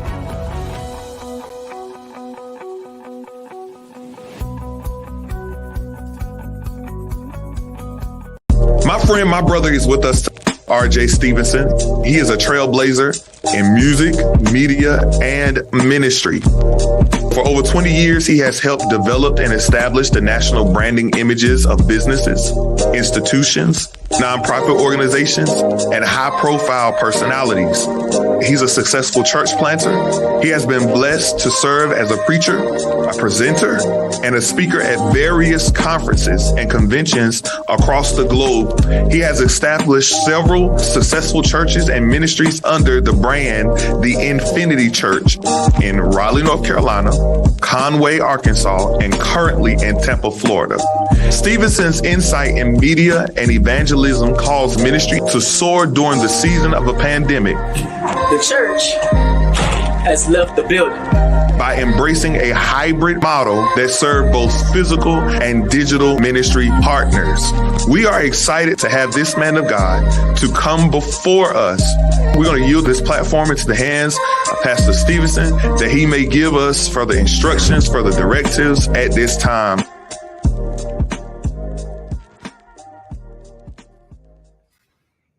Welcome again to the Black Business Network, the morning session. To business owners, entrepreneurs, thought leaders, and corporations, welcome to the Black Business Network. My name is RJ Stevenson, and I'm your Black Business moderator on the Black Business Network. The Black Business Network is a 24-hour business network showcasing Black businesses, business owners, entrepreneurs, and thought leaders worldwide. We have speakers from North Carolina, London, Singapore, Africa, Japan, and cities all over the United States. The Black Business Network is a global community sharing its business knowledge to empower, inspire, and educate businesses about business. You want to know who the next speaker is? Do you really want to know? Well, the next speaker is RJ Stevenson. Welcome everybody again to the Black Business Olympics. Listen, this is an amazing opportunity, and it is one of the largest showcases of Black business in the history of Black business in the world. And I'm so glad to be here speaking with you this afternoon. Wow, we've had some amazing speakers this morning. And now I get my opportunity. And what am I going to talk about today? We're going to talk about this. Take your business seriously. Yeah, I'm going to talk about take your business seriously. Now, if you have not shared this out this morning, this is your opportunity to share, because somebody needs to know the information I'm going to share with you today about how you can take your business seriously. Now, I'm going to start you off with my own journey. I'm going to tell you 3 things that you need to do to take your business seriously. First of all, let me say that I am the product of LL and Cassandra Stevenson. Absolutely. My parents have been entrepreneurs for my entire life. Never seen my mom and dad clock into anybody else's time clock. Never seen my mom and dad told no that they couldn't go on vacation. I mean, my life journey has started with me seeing my parents as entrepreneurs. 43 years ago, my dad drove up to the house in our old yellow Toyota pickup with boxes of Bibles in the back of the pickup truck. He decided that he was going to be the person to resource the other pastors and churches in our area with books and Bibles. All right. My mom saw the vision. She took it upon herself to grow what has become one of the oldest standing family-owned businesses in the state of North Carolina, the Christian Supply Store in Goldsboro, North Carolina. Listen, having that be the legacy of my family, I grew up when everybody else was outside playing. I was at the store. I was in a bookstore, sitting down in the corner, reading a book, sitting in the playing around in the warehouse area of the store with boxes, turning boxes into spaceships and helicopters and tanks and cars. I was doing all of that because my parents told me a couple of things. One of them I'm not going to share. The other thing I'm going to share is this. My parents told me that I did not have the right to be bored. Absolutely. They told me that there was no such thing as being bored because I could read, I could draw. They really did all they could to help me to expand my range of imagination. And because I wasn't allowed to be bored, it allowed my mind to come up with games. It allowed my mind to come up with stories. I was able to use my imagination to find any creative thing you can imagine a young kid finding. And very recently, me and my mom were reminiscing about some things. And she told me that my dad came to her one day and said, "You better be careful, because you don't know what's in that brain of his. You better be careful, because you never know what's on his mind." And it has been that pursuit of finding out purpose and potential of the things that are on my mind that have developed me into the kind of business owner I am today. I'm the CEO of Creative Concepts Production and Design.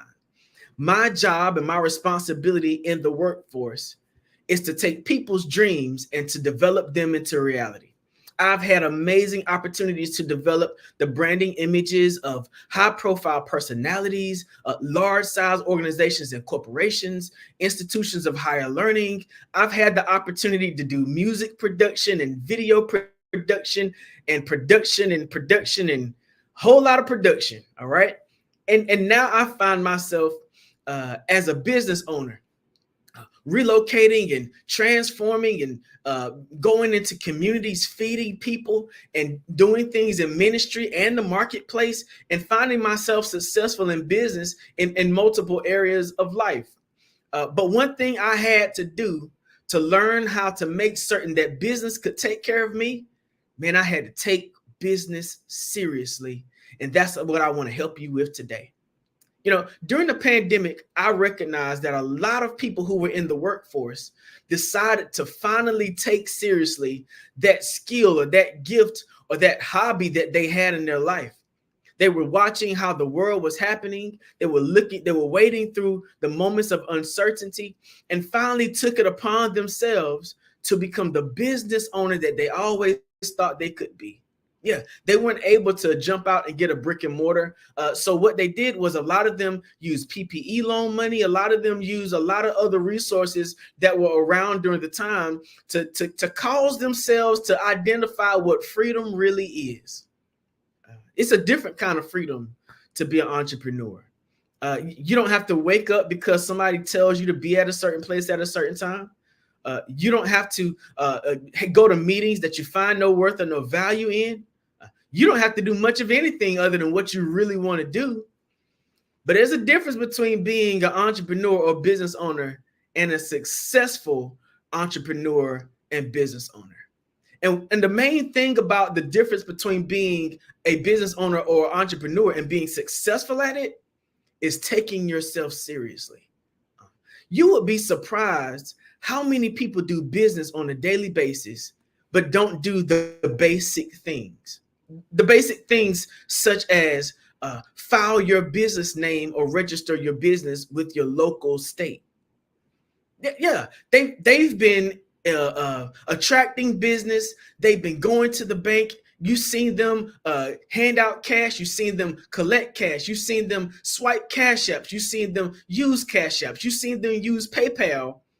But a lot of business owners, unfortunately, a lot of Black business owners don't take themselves seriously enough to take the time to go to their Secretary of State's office on the website and register their business with their state. That's the first step to becoming a real business. I mean, that's the first step from going from a great idea that can have major potential to help you and your family become what you thought you could always be, and the difference between being a person who just doing the best to get along. Starting a business means that you're going to register your business as an official business with your state's Secretary of State office. All right. That's step number one. Step number two is registering your business with the IRS. How do you register your business with the IRS? It's something called an EIN number, or an employer's identification number. It can always also be called a taxpayer's identification number, depending on how you're setting up your business. All right. So you either need to get an EIN or a TIN. And I'm going to tell you a secret. If you don't think you have the capital or the funding to hire a business lawyer or hire an accountant right off the start, the two things I just told you can be easily done right from a website. That's right. You can go to your local state's Secretary of State website and register your business today. Now, there's a couple of things you need to know. One, you need to know what kind of business you want to form. Do you want to form a limited liability corporation, which is called an LLC? Or do you want to file a corporation, which is an S Corp or a C Corp? Here's the major difference between the two. Accounting. Yeah, that's right. The major difference between being an LLC or a corporation is accounting. Will you be a sole proprietor LLC, meaning you're the only owner? Or are you going to be an LLC that has multiple members? Is this a partnership? Is it some multiple member partnership? Or is this LLC owned by another corporation? That's right. You got to learn the difference in function between a limited liability corporation. Or are you a corporation? Do you want to be incorporated? Is your company going to be started by having investors who invest money and they are attributed to shares? Are you going to start a company that's an S or C Corp so that your company can be publicly traded in the stock market? Once you figured out what kind of business structure you want to have, go to your state Secretary of State's website and file your business today. Today. What do you mean file it today?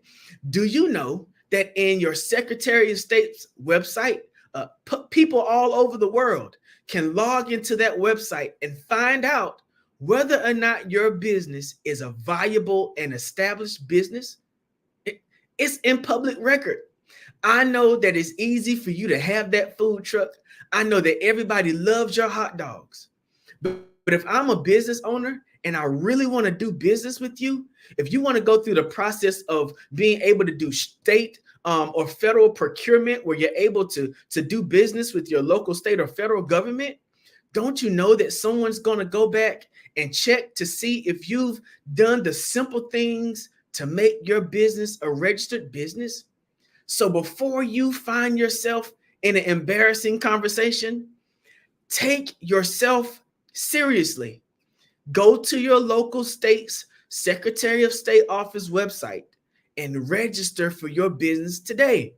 You would be surprised how making an investment of $125 to $200 can take your business from being just a great idea to being something that's viable and registered with the rest of the business community from your state and federal government.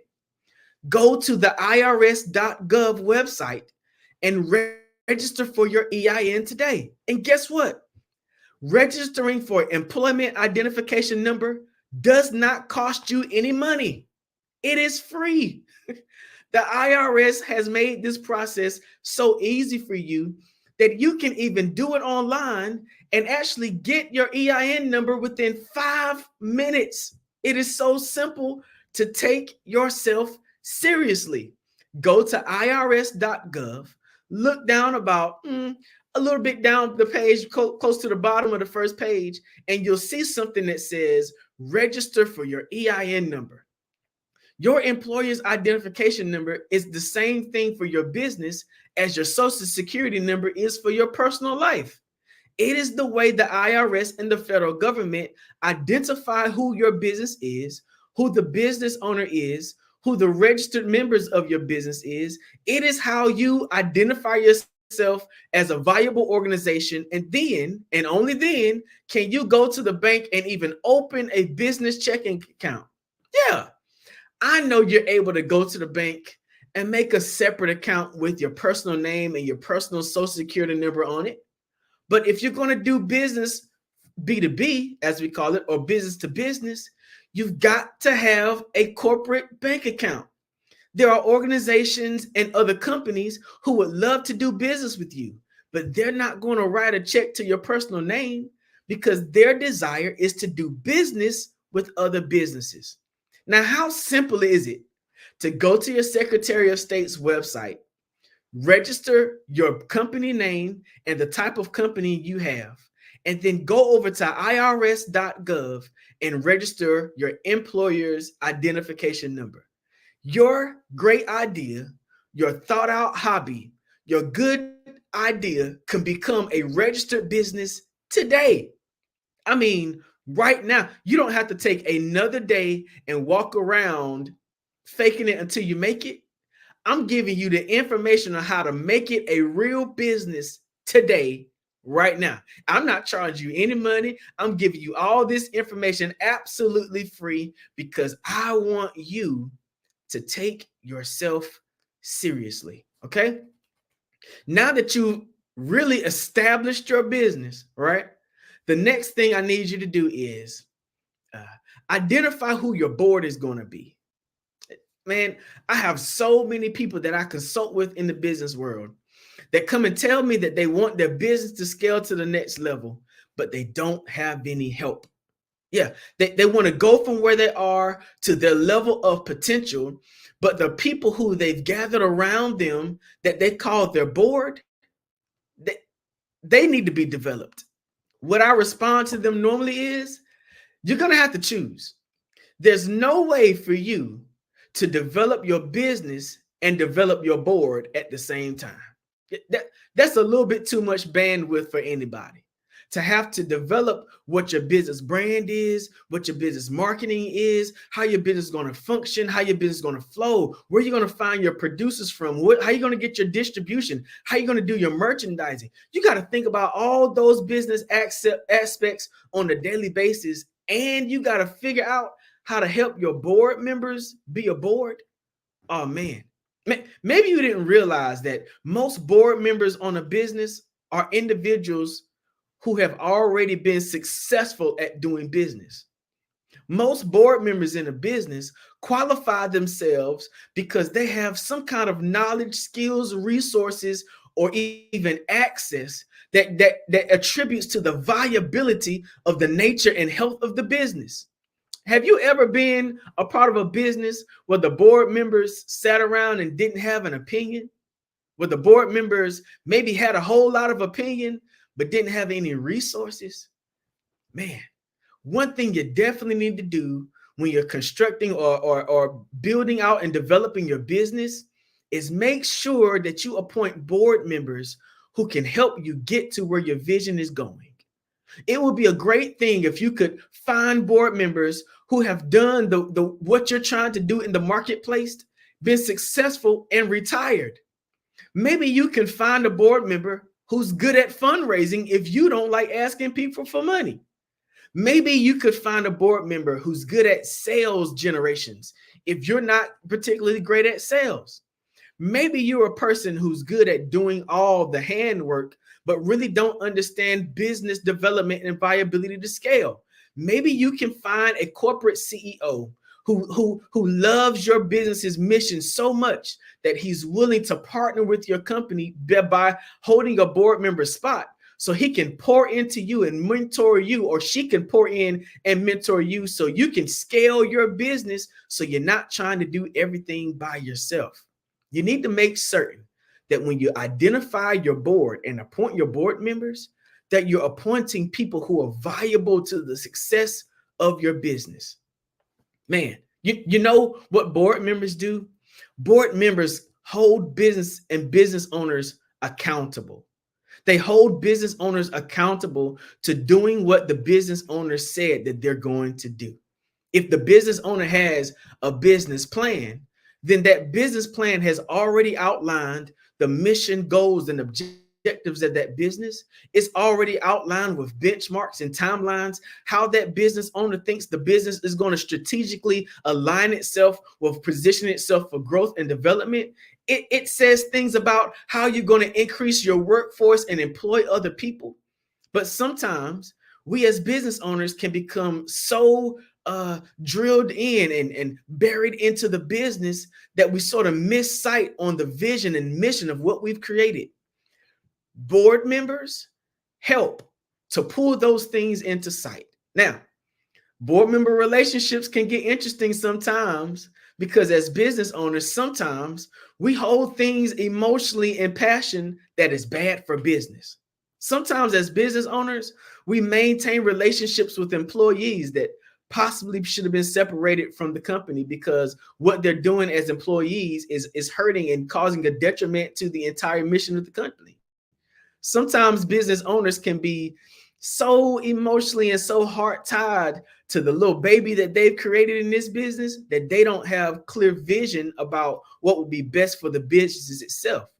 Board members' responsibility is to look out for the viability of the business as a whole, to make certain that the individuals who rely on their checks, on their wages on a weekly basis to make their household work, to look out for their interests so that the company can continue to move and go. All right.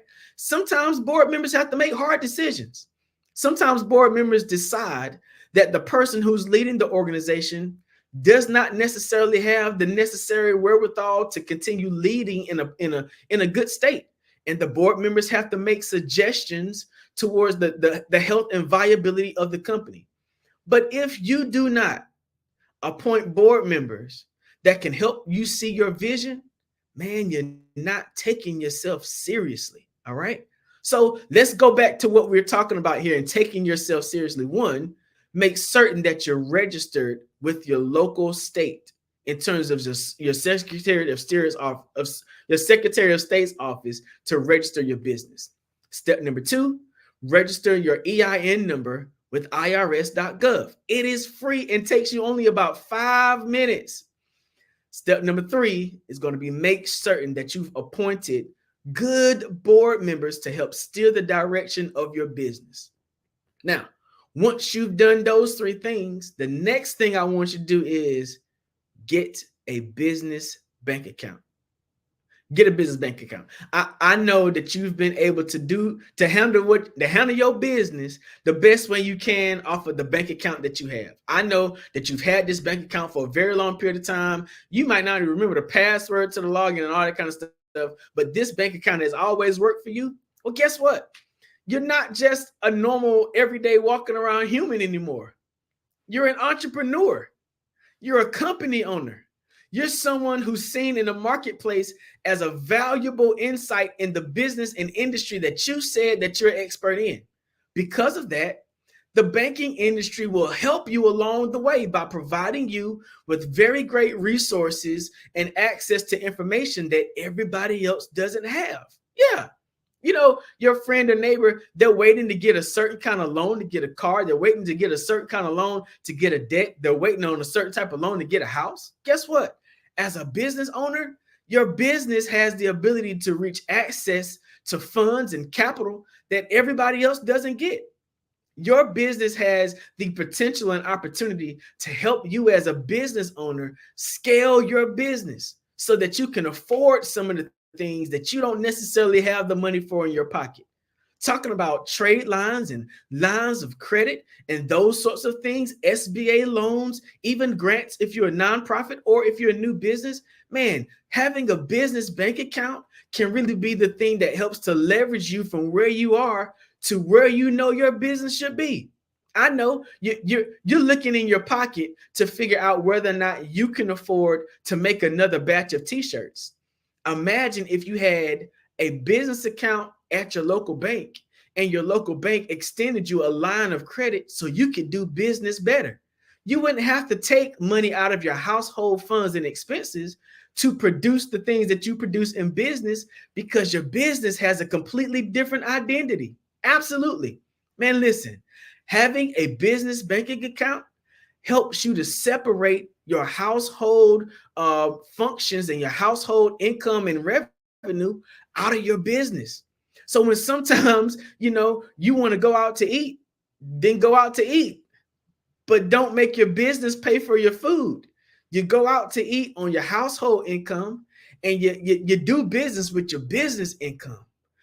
Don't burden your family's money with having to re-up or buy new merchandise. You buy new merchandise out of the revenue that or the capital that you've developed in your business. Let your business operate as a completely separate entity from your household. Now, of course, you want to get paid. Come on, say it with me. I want to get paid. Well, the best way for an entrepreneur to get paid is to take their business seriously. All right. So as an entrepreneur, what is the difference between your business income and your pocket income? What's the difference between what you went out and made today in your daily hustle and the money that you need to use to pay your rent? The difference between that is called employee wages. Yeah. As a business owner, you definitely should not be living your household wage, you're creating your household income off of your business income. All right. You should have an employee wage. You should be paying yourself a reasonable amount of money out of the profit that you've made in your business. And if you don't have a budget, it is hard to even see that money, because you know what happens? As you get your hands on money, man, it's so easy to turn that money into a meal. It's so easy to turn that money into gas. It's so easy to turn that money into a mortgage payment. But if you start doing your business money like that, it is going to be very, very, very difficult for you to budget for ahead. It'll be difficult for you to project how much money you're going to make in the next quarter. It'll become difficult for you to go to the bank and ask them for a loan, because they won't see a continuous trend of business operations and general accounting standard that you've held your business to trust the fact that you'll use this money for your business and not for your household needs. Yeah. So what you want to do is, again, you want to go to your state Secretary of State's office and register your business with your state. You want to get you an EIN number from irs.gov. It is free and takes 5 minutes. You want to make sure that you get a business banking account separate from your personal banking account with your new EIN number.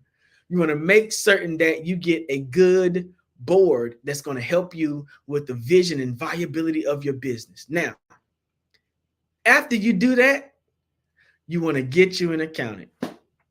Man, why do you need an accountant? You either need one or two things. You either need a good, trustworthy bookkeeper or a trustworthy accountant. And I know some people don't know the difference between the two. Let me sort of help you the best way I can. A bookkeeper is the individual who helps to keep the notes. They help to keep the spreadsheet. They help to keep you in the red, in the black, and not in the red. The bookkeeper is the one who sees the inflows and sees the outflows. The bookkeeper is the one who keeps track of those receipts that you would tuck down. You know how you go to the gas station, you get that receipt because you know you need to keep that receipt so you can file it for your taxes, but you tuck that receipt down in a cup holder because the cup holder sometimes seems to be the most convenient place to keep receipts for some reason. The bookkeeper is going to be the person that makes sure that you turn those receipts in, because their responsibility is to count the money.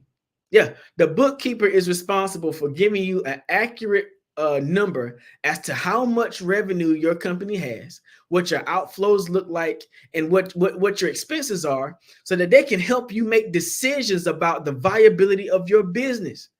And I know that some of you think that you can count really, really well. Listen, I'm an economics major. I got a bachelor's degree in economics from East Carolina University. I know how to do numbers. But when it comes to me counting my business money and my personal money, I got me a bookkeeper. I didn't just get me a bookkeeper. I needed a super bookkeeper called an accountant. Yeah. An accountant takes bookkeeping to a whole nother level. All right. Once you have learned how to adequately use the services of a bookkeeper, you will probably need the services of an accountant, because what an accountant does is keep you out of number trouble. Absolutely. An accountant is the person who can give you good advice about how to stay within your tax code, about how that you can get benefits and other things as a business owner that most non-business owner wouldn't get. All that knowledge is sold up in the person called a CPA, a certified professional accountant. Get an accountant. Why? Because when it comes to tax time and you've never filed business taxes before, and they ask you, did you file your quarterly taxes? Did you file your state taxes? Did you file your federal taxes?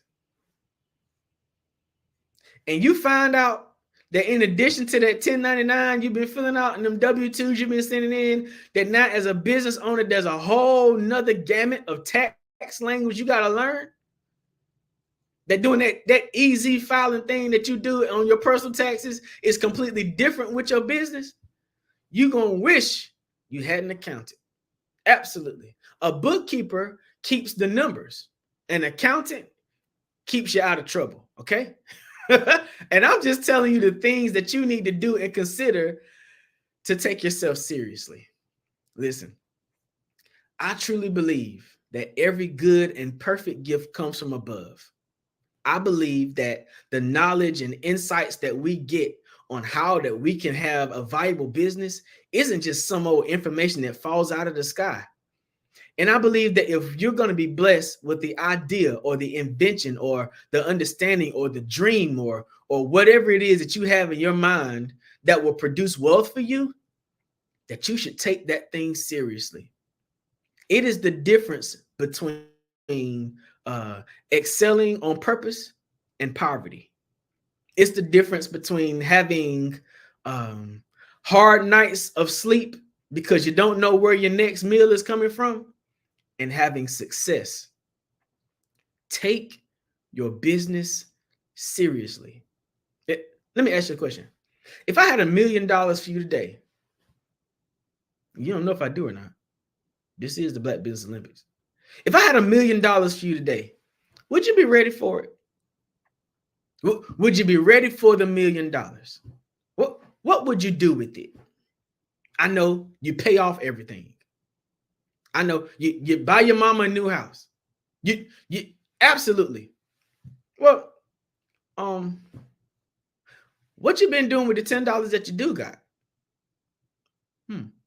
How have you been managing what you already have in hand in preparation to receive what you've been waiting for? Because if you think that when you get the $1 million, you're going to be able to budget that $1 million so it lasts, so that you can have a legacy to leave to your kids and your grandkids, and you can't budget the $10 or $100 that you got today, that million ain't going to help you.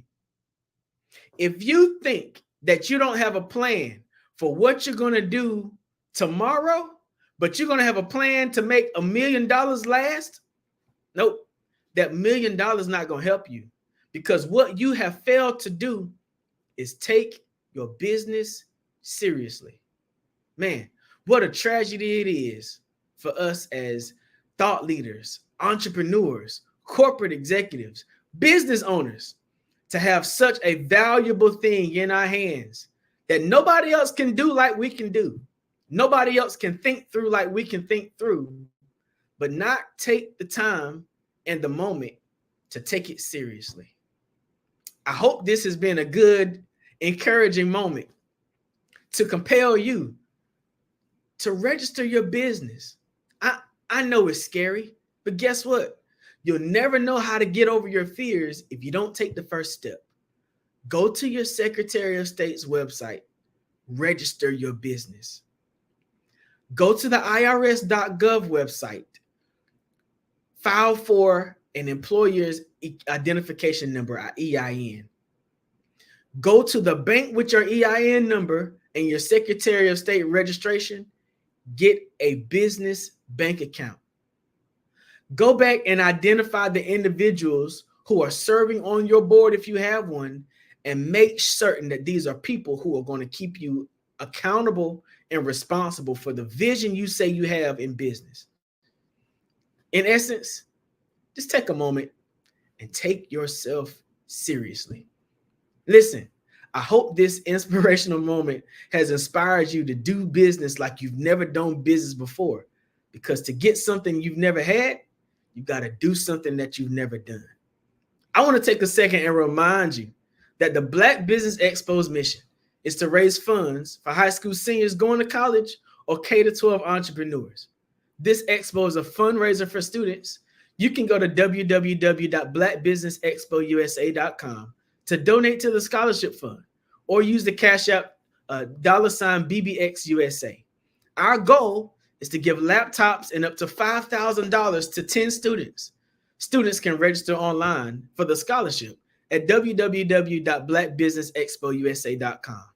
As you know, every dollar counts, so we want to remind you to donate to the scholarship fund. Finally, we want to thank our Black Business Expo USA sponsors for June 2024, NC100, Moody Capital Partners, Suede Soul, 5-Star BDM Media, Lotus Roche Coaching and Training, Carolina, Virginia Minority Supplier Development Council, Step Management, Hello LLC, BHS Associates, Margie McLean Foundation Incorporated, Genius is Common, Earth Essentials, Melanie Shani Global, Executive Women's Success Institute, The Quality Coaching Company, Superwoman Business Services, Creative Force Studios, Lee Entertainment, Artistic App Design, Miracle Recruiting, myself, Creative Production, Creative Concepts Production and Design, and of course, Black Business Expo USA. My name is RJ Stevenson. I hope this time with you this morning as your Black Business Network moderator has been a wonderful experience for you. You can find me as RJ Stevenson on any social media, or you can find me at The Creative Suite, spelled with a K, TheKreiaitive Suite, SUITE.com. I look forward to doing business with you soon. I am Black Business, and I'll see you on the other side.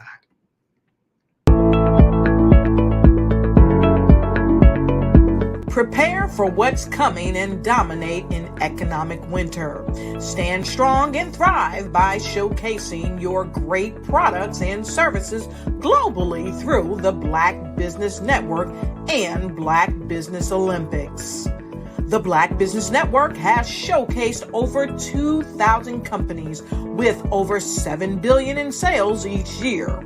Over 10 million attendees have viewed the rebroadcast each month. Through the Black Business Olympics, unique styles of business training and mentoring are turning students into business owners and entrepreneurial warriors who will dominate in any economy. Gain the ultimate advantage of the Black Business Olympics, 7 days of unbelievable topics and speakers speaking around the globe. Donate your time and experience to provide expertise and scholarships to students worldwide and change the world. Now, more than ever, new insights, tools, strategies, and capabilities are needed. This is your chance for a major presentation to the world. Fill out the form and join the more than 2,000 speakers who have presented to over 200 countries. Join the Black Business Network streaming live into the Metaverse, STEM City, Black Multiverse Enterprises, Hulu, Amazon, YouTube, iHeartRadio, Apple, Facebook, LinkedIn, Pod TV, IBM TV, Spotify, and Google Podcasts. Sign up today. Spaces are limited, and we will see you there.